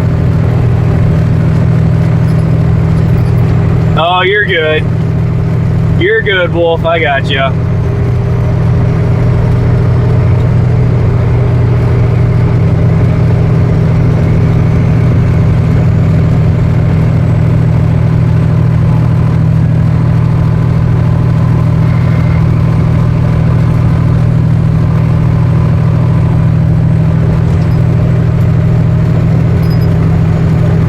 Yep, Prime out here doing Prime things, just cruising at 65.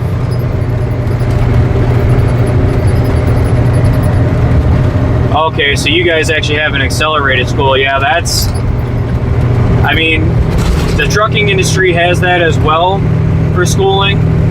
So there's two different classes. There's the one that's 16 weeks or a full semester of college. And then on the other side of that, there is the turn and burn school, and that one is roughly, they try to advertise it as like a 40-hour program, but really it comes down to the instructor's discretion whether the student's ready to go or not.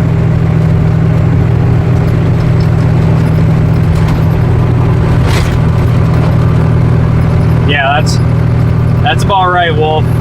The Never Never program.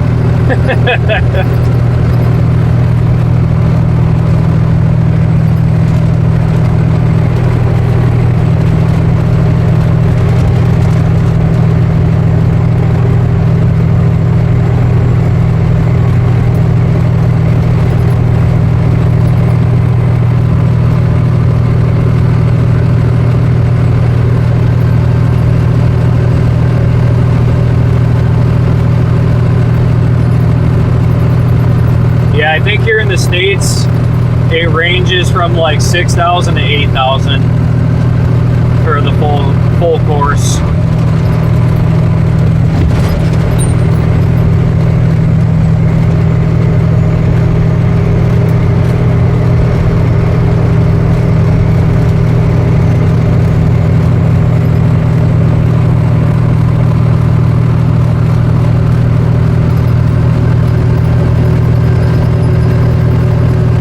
Yep.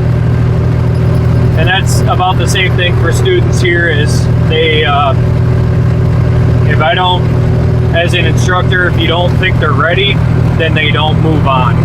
They basically, you sit with them until they either get it or they don't.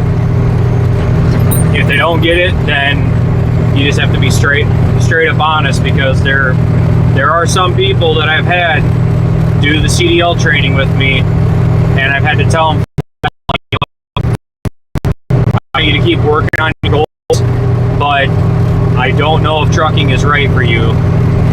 And usually that's after, you know, we've been trying at it for a long time, and they just have not understood or like gotten the concept. So usually we'll switch instructors before it gets to that point. and see if maybe it's a teaching style, but it does happen every so often. And I mean, like, I know myself, I would not be able to fly a plane.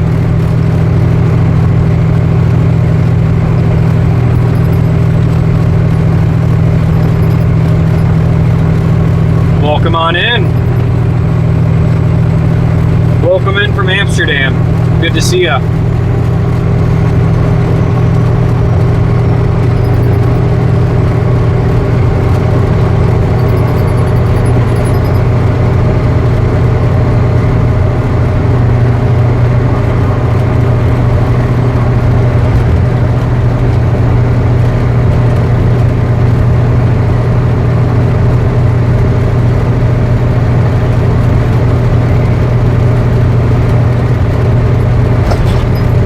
There's a good similarity between the industries as well, Sam. I think it's just part of it. Yep, exactly.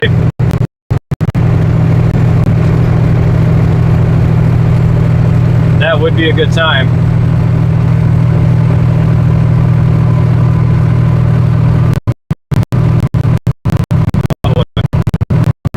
Got a road crew there.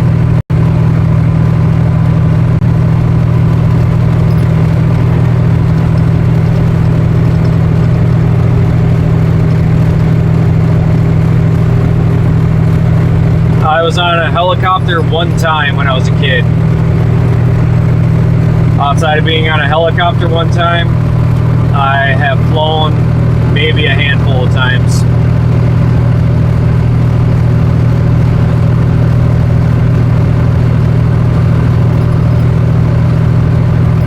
Oh, I bet that was a wild ride. That had to be a wild ride, Wolf.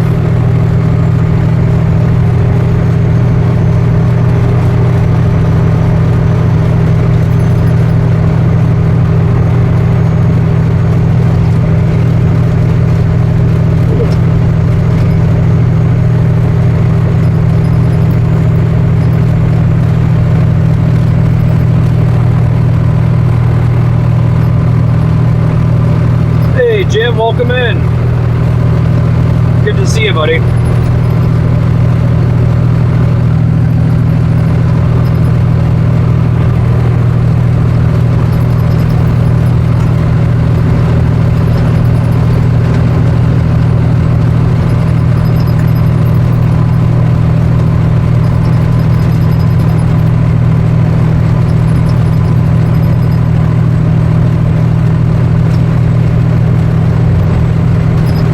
That definitely had to be a wild ride for you then, Wolf.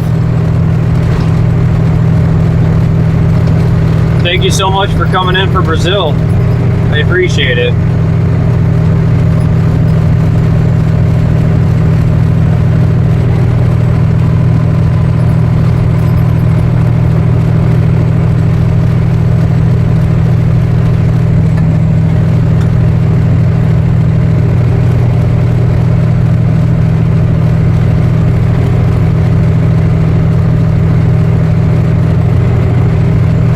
It should be a nice, easy breezy drive back south.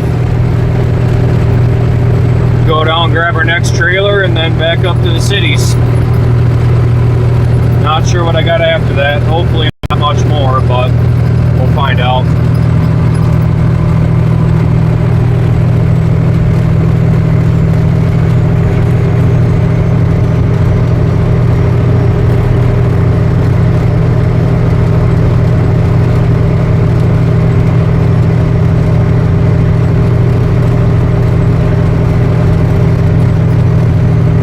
On an average day, I get between 500 to 550 miles, depending on the route that I take. If I don't have to go to Mason City, Iowa today, then it should be about 500, maybe a little less.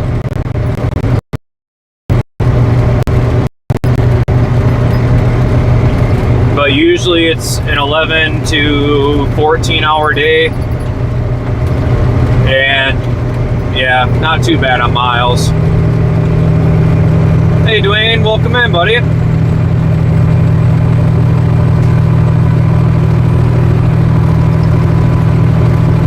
Well, I'll finally get to hit that 1,000,000 mile club next year, Wolf.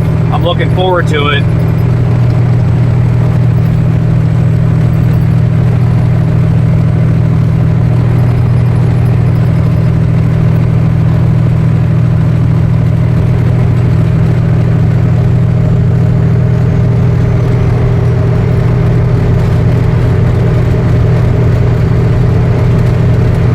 Oh yeah, Wolf is undercover as Kathy today, Dwayne. Just a heads up. Figuring out new phones. Lord, it took me a while to figure this one out.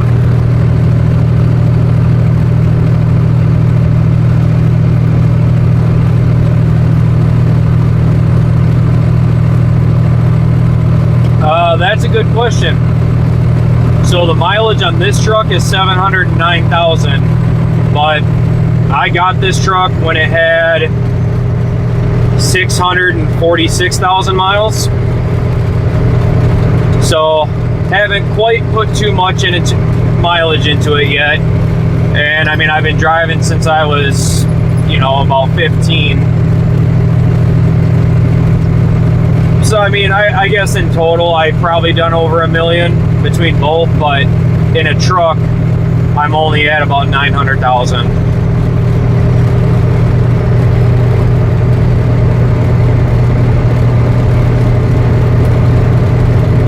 Hey Shooting Star, good morning.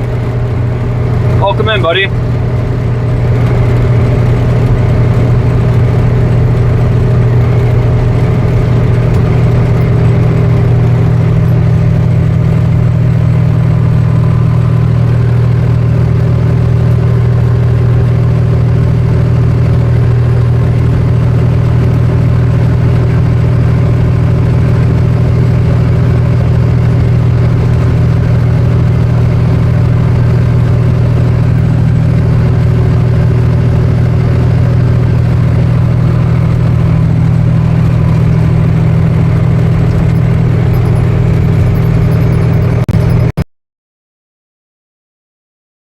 Slow down on me.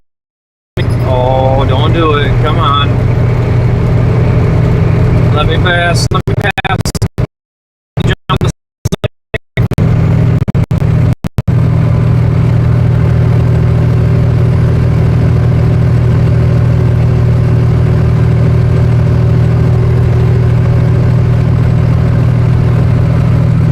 Oh, I really hate to say it, but I might have to split in between these two. Yeah, it might storm today. I don't know. If it does, it'd be a good truck wash.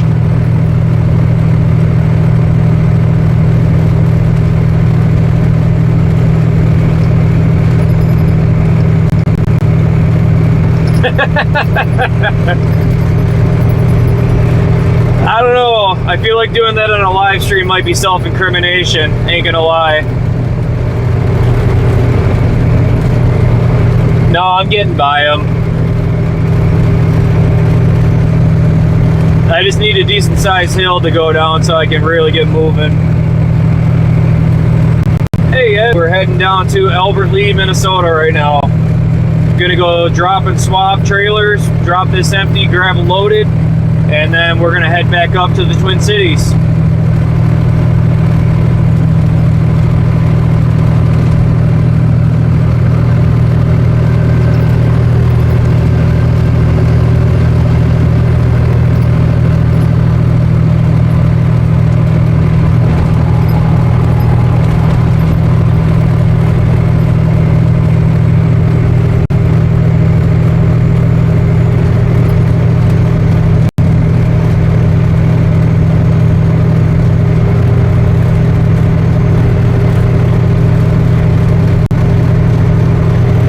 Be a pretty decent day. We'll see how it turns out. Not 100% sure just yet what it's going to be looking like today, but we will find out.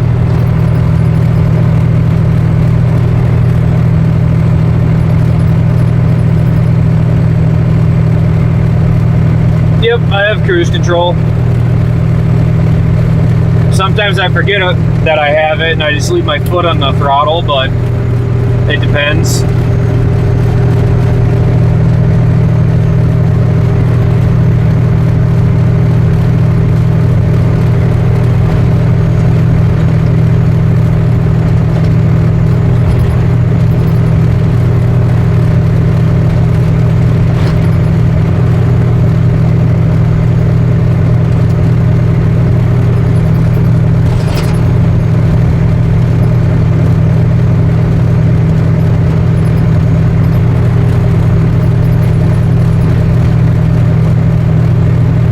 Got quite a few switches in here.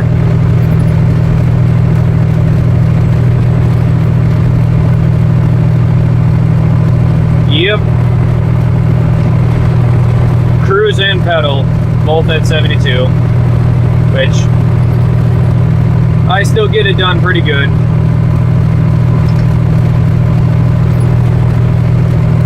Yes, they are. Fuel prices are definitely up there. To put 100 gallons in this truck is about $500.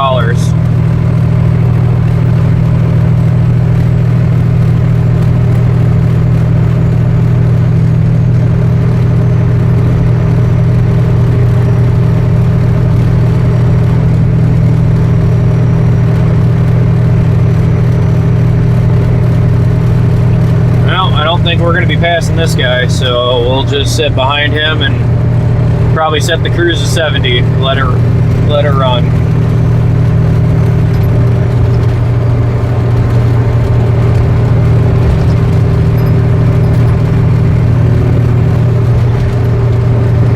Maybe for some trucks, honestly. I don't think mine it does. I've got a lot of room between the back of my cab and the front of my trailer, and my trailer sits quite a bit higher than my truck, so I'm sure there's a lot of wind draft going through back there that slows this thing down.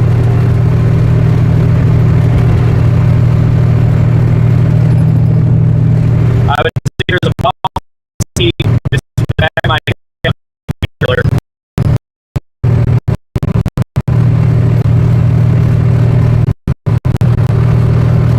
Oh, that'd be nice, wouldn't it? That's kind of why I take my truck home every day during the week. It's also because I pre-trip and post-trip my truck at home, where I have all my tools and different fluids that I need for it. That's how I keep a good track on this thing.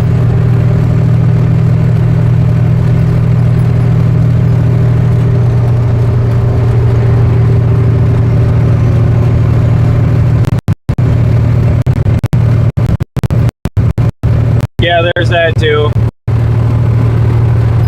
I don't know how close I'd have to be to the truck in front of me to draft.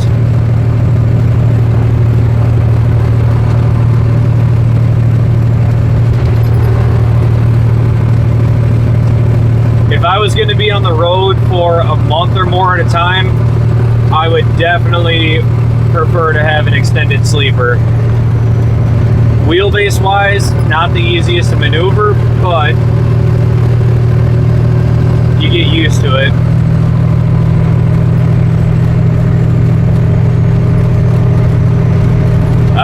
Anything that I feel comfortable doing, I can do on my truck. It's not like that at most places, but for what I operate and run, oh, don't come up the inside of me. Now I can't even get back over.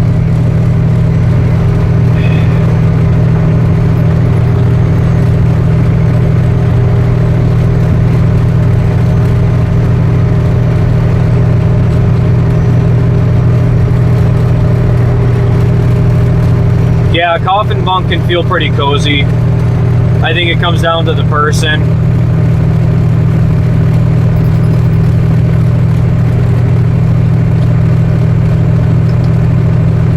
Coyote, we are in Minnesota, making our way south right now.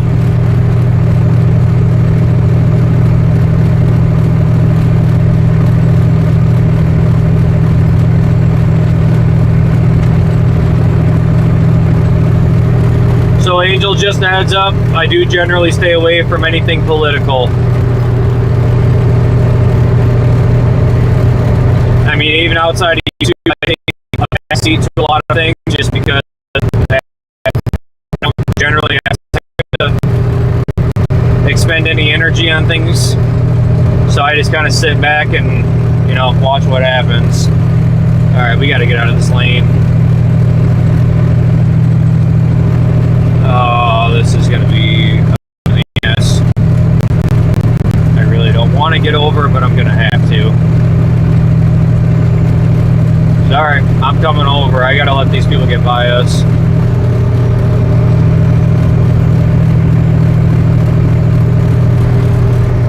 Neither. I pull a walking floor trailer. I pull a tri-axle walking floor trailer. Pulled all those before, but yeah, I do a little bit different of a style for driving. Ah, crap, we're gonna be stuck here for a second.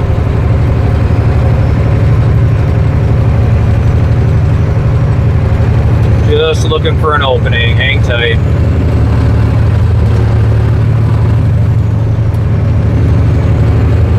Oh, I know. I'm letting the bear bait roll on. They'll take care of anything ahead for me.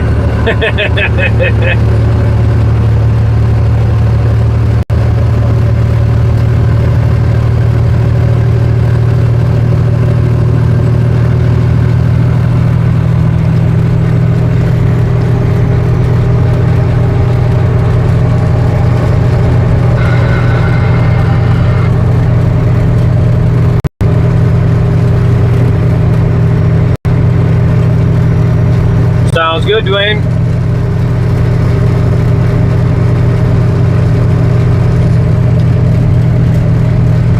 This truck, no, I don't believe so. You can definitely hear it when I get off the throttle, but I think that's just I think it's just off pressuring. It's got a fair so the turbo spools, you know, builds up a lot of that pressure. Like even when I shut the truck off, the turbo does still spin for a few seconds.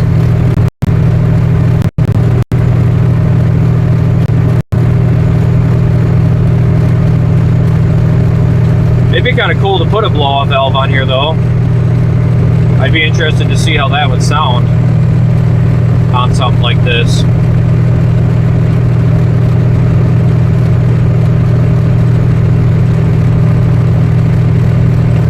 Oh, nice, Wolf. Yeah, yep, wastegate, yeah.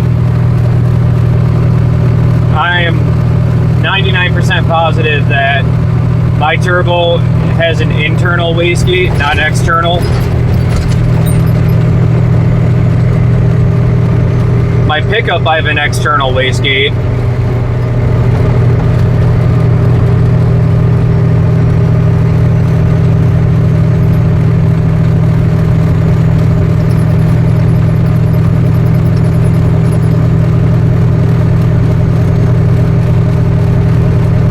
Oh shit, nice, Wolf.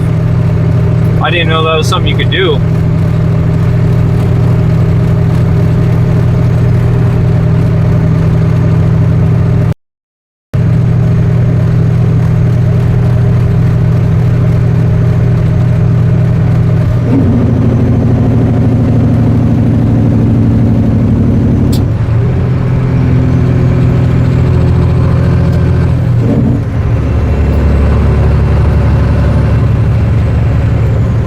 Slowing down for some reason, so hang tight with me until I figure out what we got up here.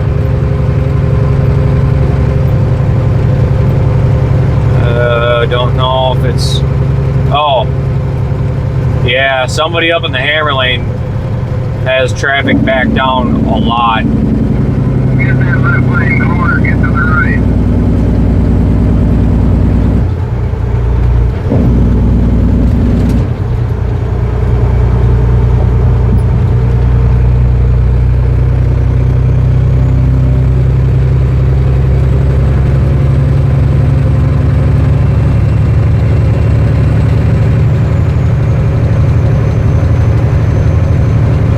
might have.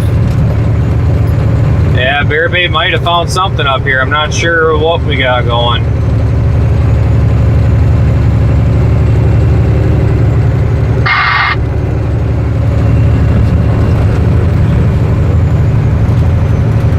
Yeah, it looks like we just had somebody stuck out in that hammer lane.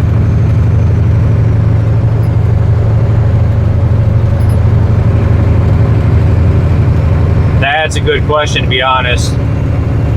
That might be a wolf question, because I'm not 100% sure.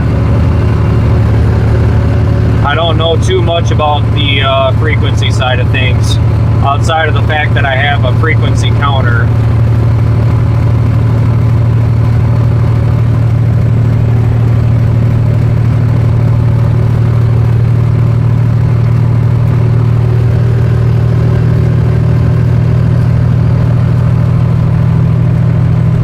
I was hanging out there for a minute till the hammer lane cleared up a little bit so I could get back out here.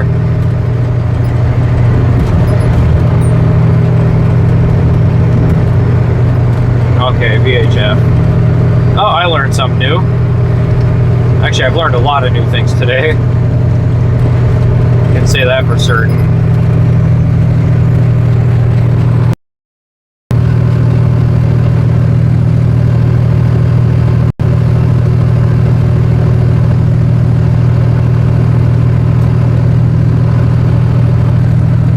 I'm sure you guys run on a very different VHF frequency than we do.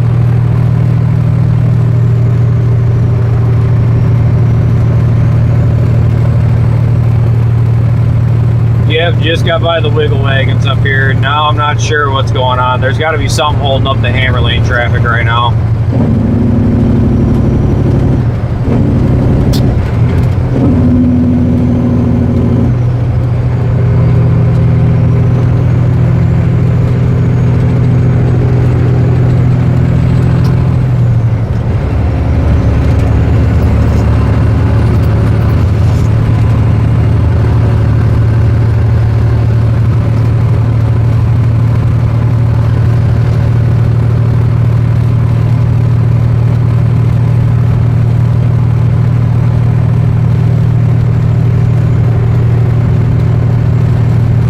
Not sure if it's a slow truck or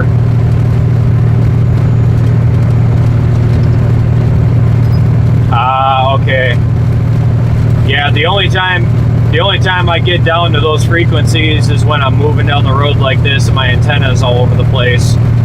Otherwise, I generally can't drop that low.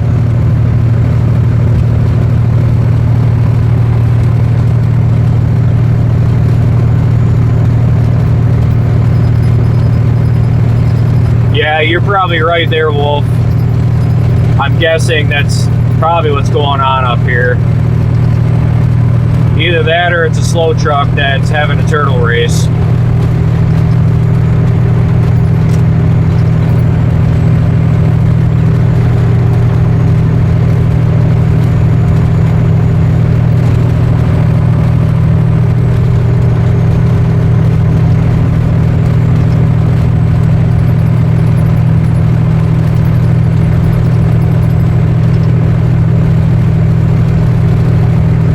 Don't even think about it, little car. I see you over there. Don't even think about trying to cut. Don't you. Sorry, I've been watching this car playing around, just trying to find a way over.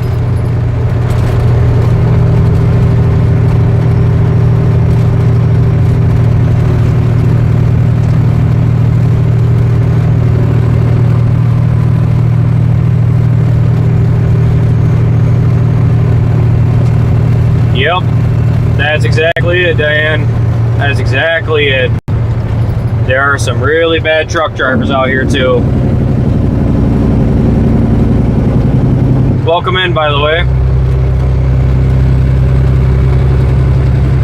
Welcome in, Johnny. Good morning to you.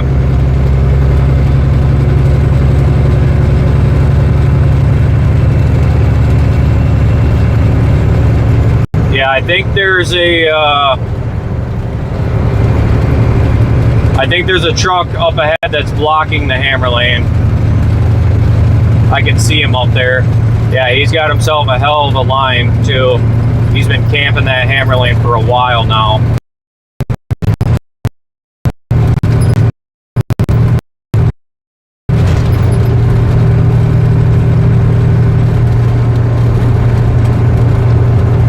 Yep, that's about it, Wolf. That's about it.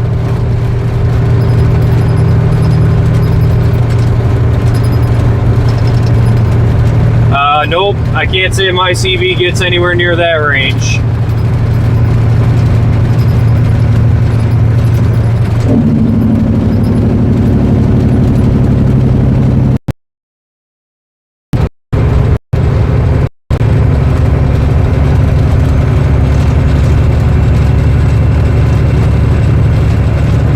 We also got a group of motorcycles up here riding too. Oh, what the hell is going on up here? Alright, so it's not just it's there's more.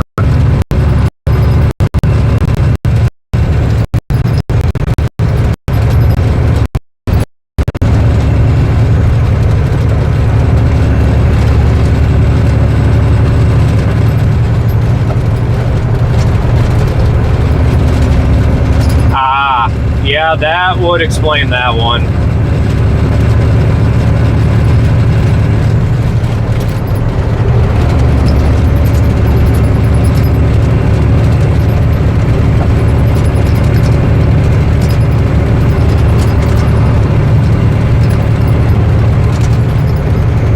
I'm guessing that's what's going on up here, is that they're controlling traffic.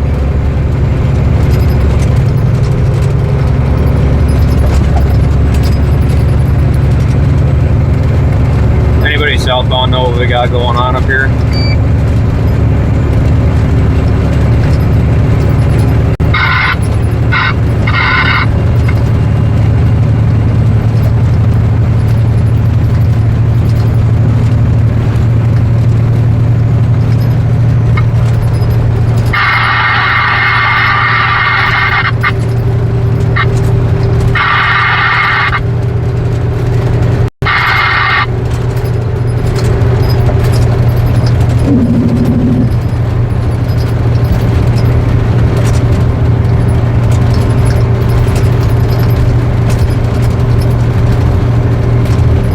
Nice, Johnny. Yeah, I think that's what's going on up here. But it is what it is. I mean, we're still moving at the speed of traffic, or, you know, we're still moving at the speed limit, so it's kind of whatever. We're just getting little slowdowns here and there.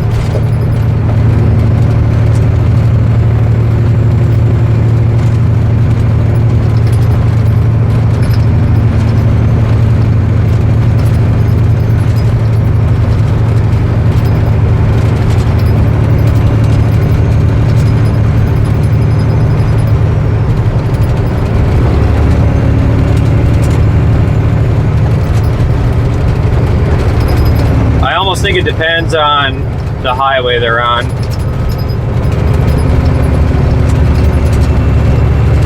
But I'm not sure what the group is that's up here. But this has happened before, like out in Vegas or California.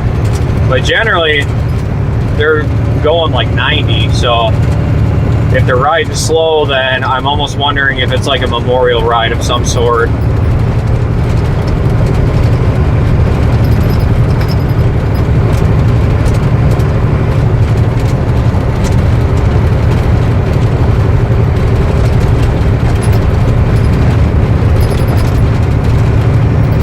That's all right. We'll take our time. We're not in a rush to get anywhere too fast today.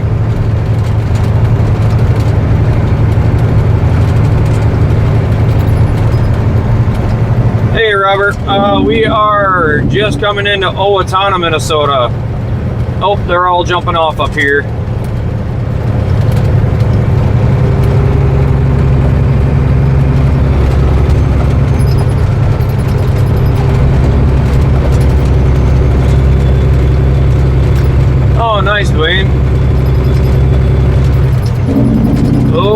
right, now we're slowing down for something else.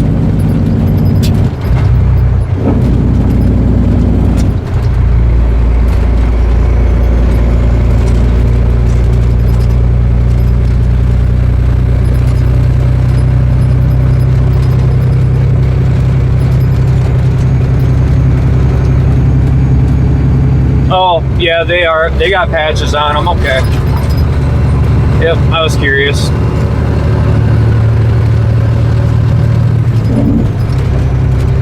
Now, there's also... Yeah, what is happening up here? This is a mess. There's also slow trucks in the hammer lane. Like, I don't know. I'm just gonna sit back and set my cruise at this point.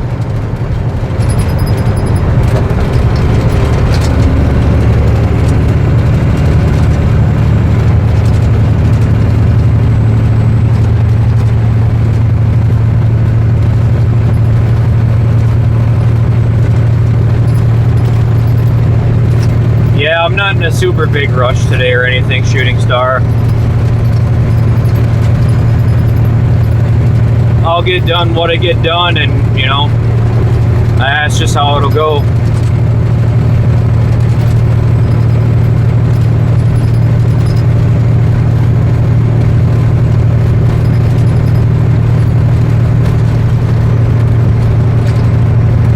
Oh, nice, Dwayne. That sounds like a beautiful bike to ride. We are on Interstate 35, running southbound right now, just going through Owatonna, Minnesota.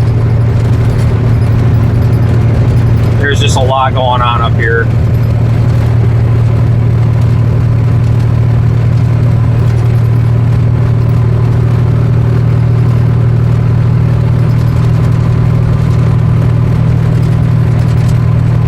Yeah, not too bad. Not too bad of a run.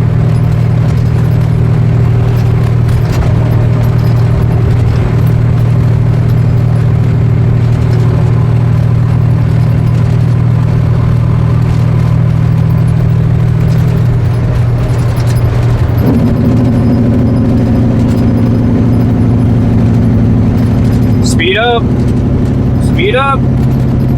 Use your throttle. Good Lord.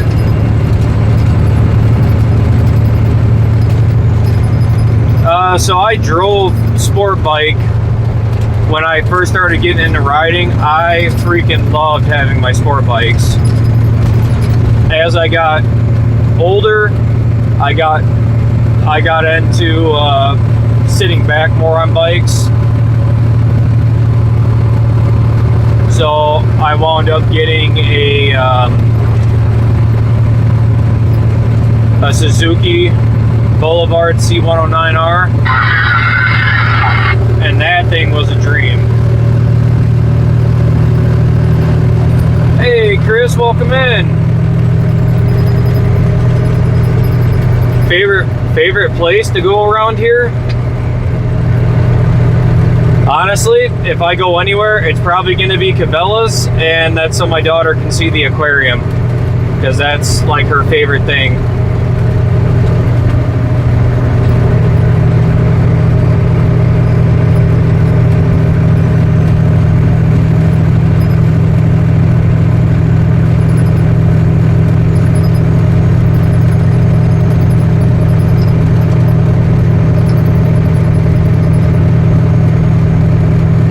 I appreciate that.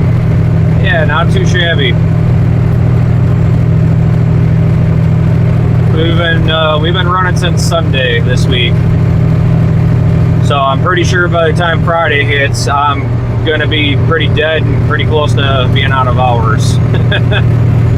But that's not a bad week. Oh, all good, Sam. I had a Suzuki Boulevard C109R. Just a decent muscle cruiser bike. Could roast the tire in first gear. Love that thing. Come on back if you want a step deck.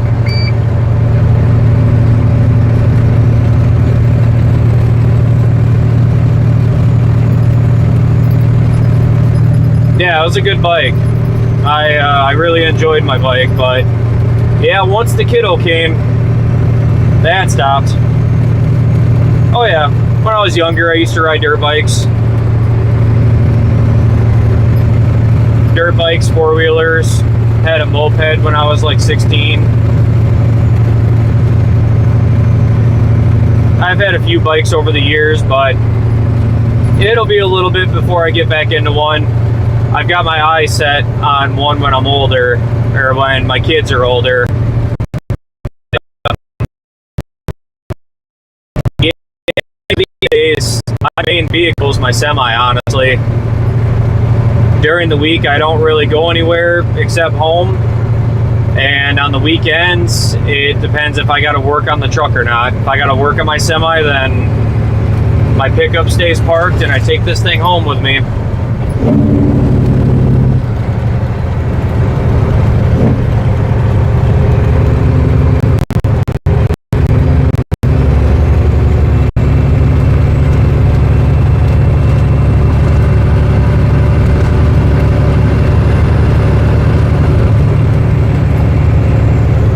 Not a bad truck at all. I can't complain too much, to be honest. Outside of all the work that I've been doing to it myself, I can't complain.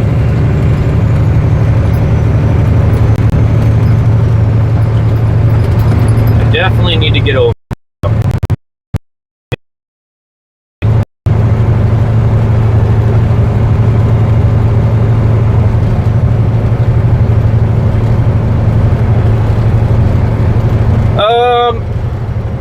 So I mean, you have your post-trip, your pre-trip, your post-trip every day.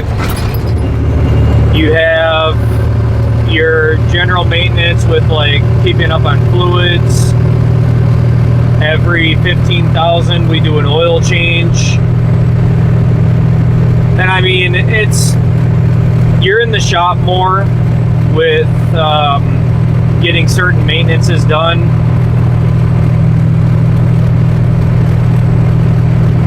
And yeah, everybody kind of runs their trucks differently when it comes to doing certain things. Like my shop, they generally let our trucks run 15,000 before they do an oil change. I think this one we're going to be doing an oil change at 10,000 just because I had all that work done recently. But yeah, grease every 10,000. And then we just keep an eye on tires and brakes and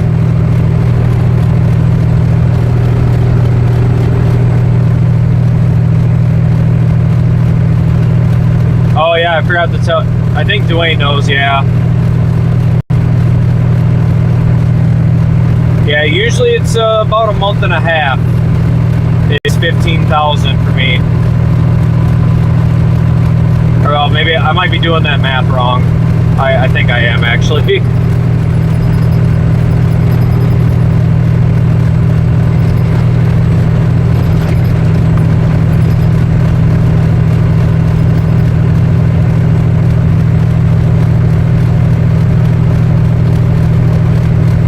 Fifth wheel, yeah, so I grease my fifth wheel every week.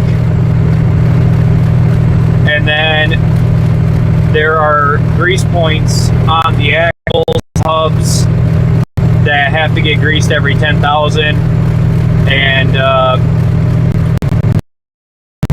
I gotta check the oil on the steer axle every so often to make sure that's good.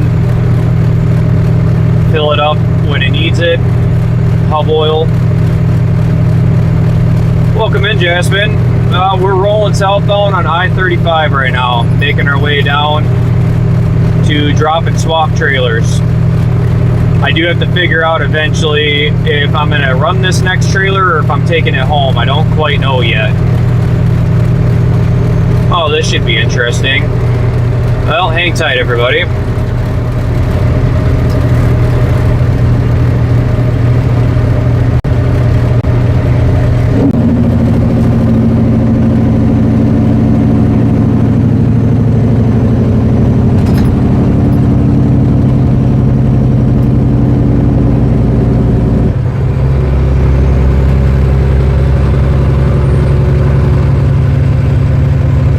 Your steer axle is the front axle of your semi, where your steer tires are.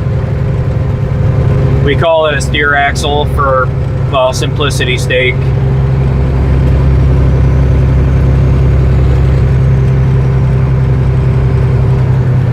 Jasmine, we are driving a 2016 Freightliner Coronado with a 2005 Detroit Series 60 glider.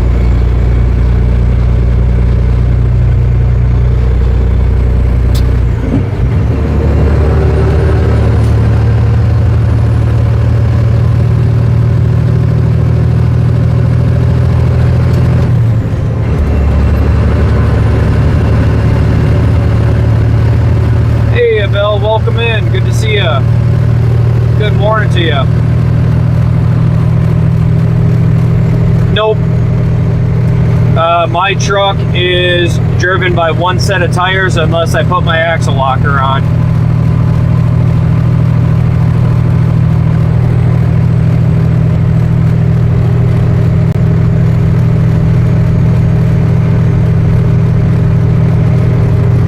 So my truck is driven by the passenger side, I want to say front axle, and then if I lock my axles, it locks the opposite axle on the driver's side.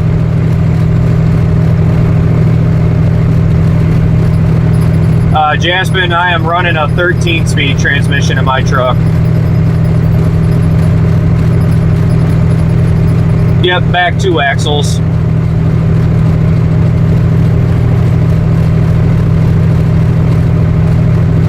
Yeah, it's mainly meant more for highway. If it was more for off-road, then I'd have another set of axle lockers where I could lock all my axles together, as well as locking each individual axle.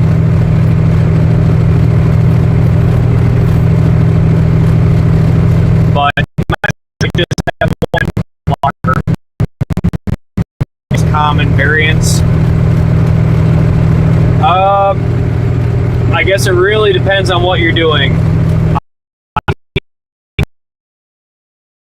You know, if I was pulling a lot more heavy, then the 18 speed would be the winner.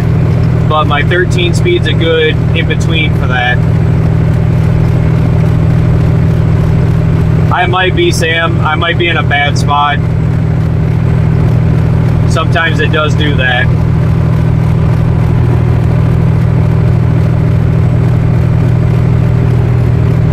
Welcome in, Judah. Great to have you.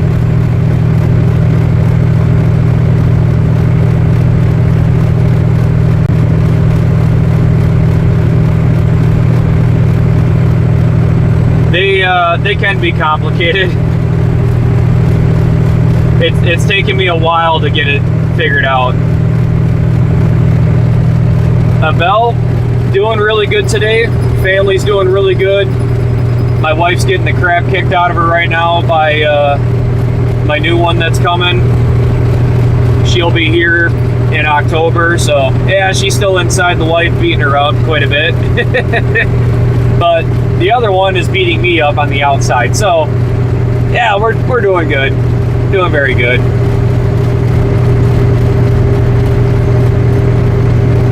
Oh, okay, Sam. Yeah, sometimes it depends.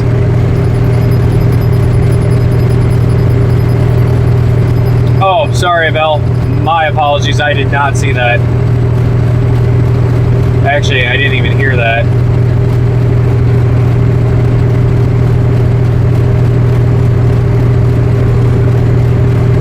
Steven, we are cruising on through Minnesota right now. We're still making our way south down to Elberly, Minnesota to swap trailers.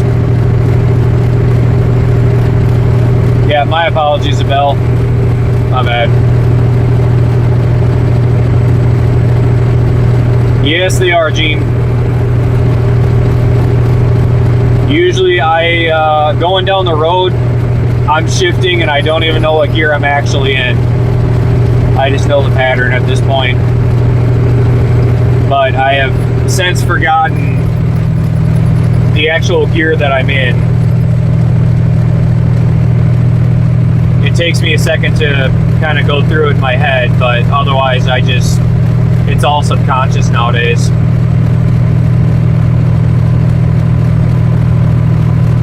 I appreciate it, Bill. Yeah, hopefully everybody's doing good out there as well with family, friends.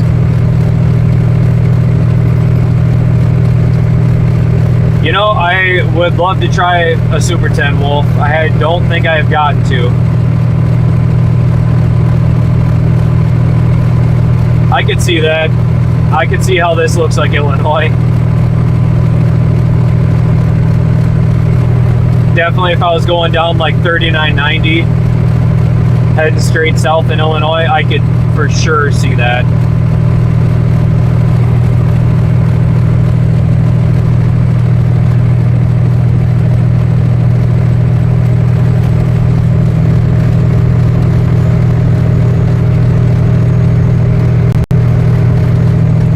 I am fairly positive I never drove a Super 10.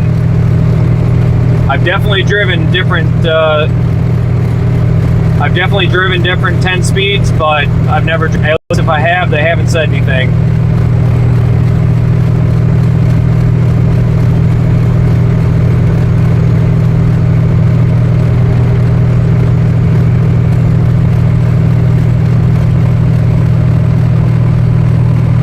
Yeah, 5 and 4 over a Super 10, yeah, agreed. Yeah, this doing the live streams during the day makes the day go by a lot faster.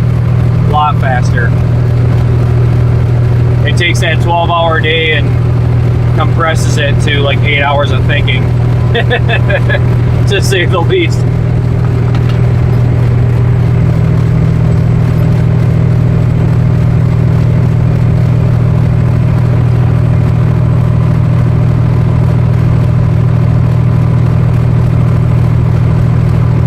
Yeah, I could see that. I could 100% see how it looks like 39.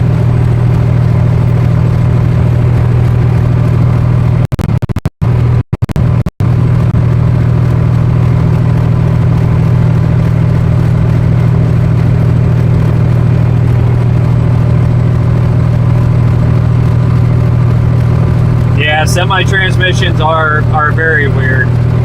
They're also heavier than hell. Graham, you might be a one and only, man. I'm just saying, you might be a one and only around here for that.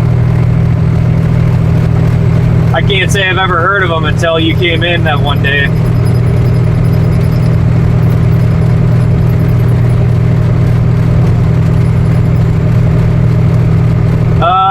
My wife doesn't. She has in the past, but not in this truck. It's actually my daughter that comes and rides in the truck with me. I've had my daughter riding in the truck with me since she was about, she's just over 2 now, and yeah, she still comes out here with me every so often. It just depends on what my schedule's looking like and if I have the ability to go get her. Well, I don't think I'm going to be passing this guy, so we'll just get back over and drop her speed. No big deal. We're not too far from the exit, so we'll set the cruise.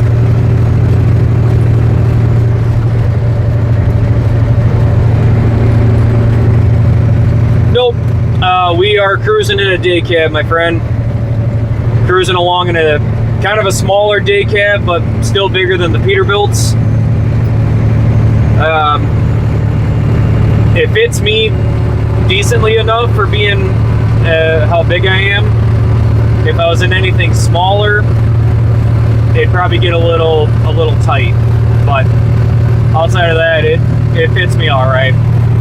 But I'll flip you guys back around. Before I do, once we get to the exit is probably where I'll end the live stream for now anyways, just so I can get a few phone calls underway and get a few things situated and figured out, and then I will Probably do another live stream when I get back up to the Twin Cities today, depending on if I'm going back. I'm almost positive I'll be going back to the Twin Cities, but it's going to depend on if I have a loaded trailer sitting in Mason City or not. That's kind of how I base my next day out. So I'll flip you guys back around. We're going to keep on cruising, and once we get to exit 18 is where I will end the live stream for this. I will post about it to just kind of let everybody know whether there's going to be another one or not. If not, then I'll just be heading straight home. But I'll flip you guys back around, and we will keep on cruising here. Oh, maybe. There it is. Yep, a bell. So my work allows me to take my kiddo with. It's far and few between that I take her, so they let it go pretty good.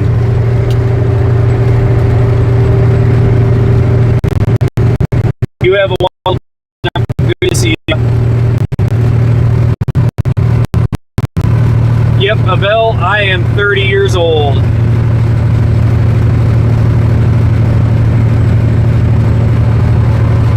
And yeah, like Wolf said, most companies have an insurance release that allows it to happen.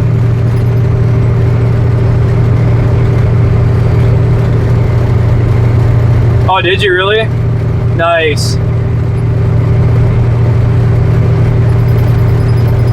Oh, nice. You're going to get your Starlink today. There you go. And yep, Sam, I will definitely be checking my email when I get stopped and get you that information over so we can get often on Discord, man. Be looking forward to it. Oh, yeah. Yep. Then you would have saw me down there. Down in Mason City.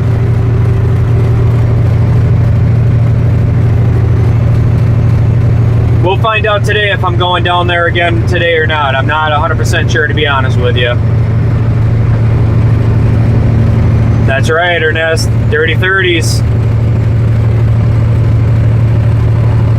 Yeah, I know. I'm still fairly young. Just babies having babies out here. It's what it is.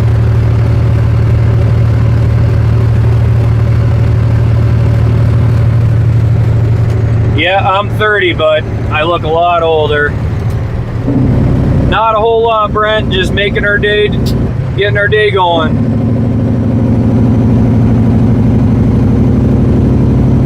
Oh, nice. Very nice.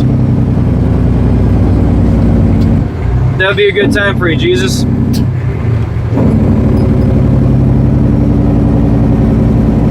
Roller Dog Platinum member. When I was over the road, I sure did. Shit, nowadays I'm lucky if I eat during the day. Most of the time I don't until I get home.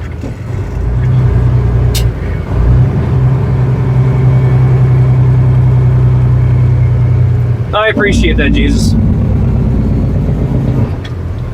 But alright, guys, that will wrap up the day for doing this live. Stay tuned. I will probably be doing another live later on today as we go, and we'll be getting her done again. Probably gonna go back up to the Twin Cities, just not 100% sure yet. And yep, there are a lot of root truck drivers. You are not wrong there. I hope you guys all have a wonderful day. I look forward to talking to you guys again soon. And remember, as always, drive safe, shiny side up, greasy side down. And I'll be seeing you guys on the next one. Thank you so much for tuning in.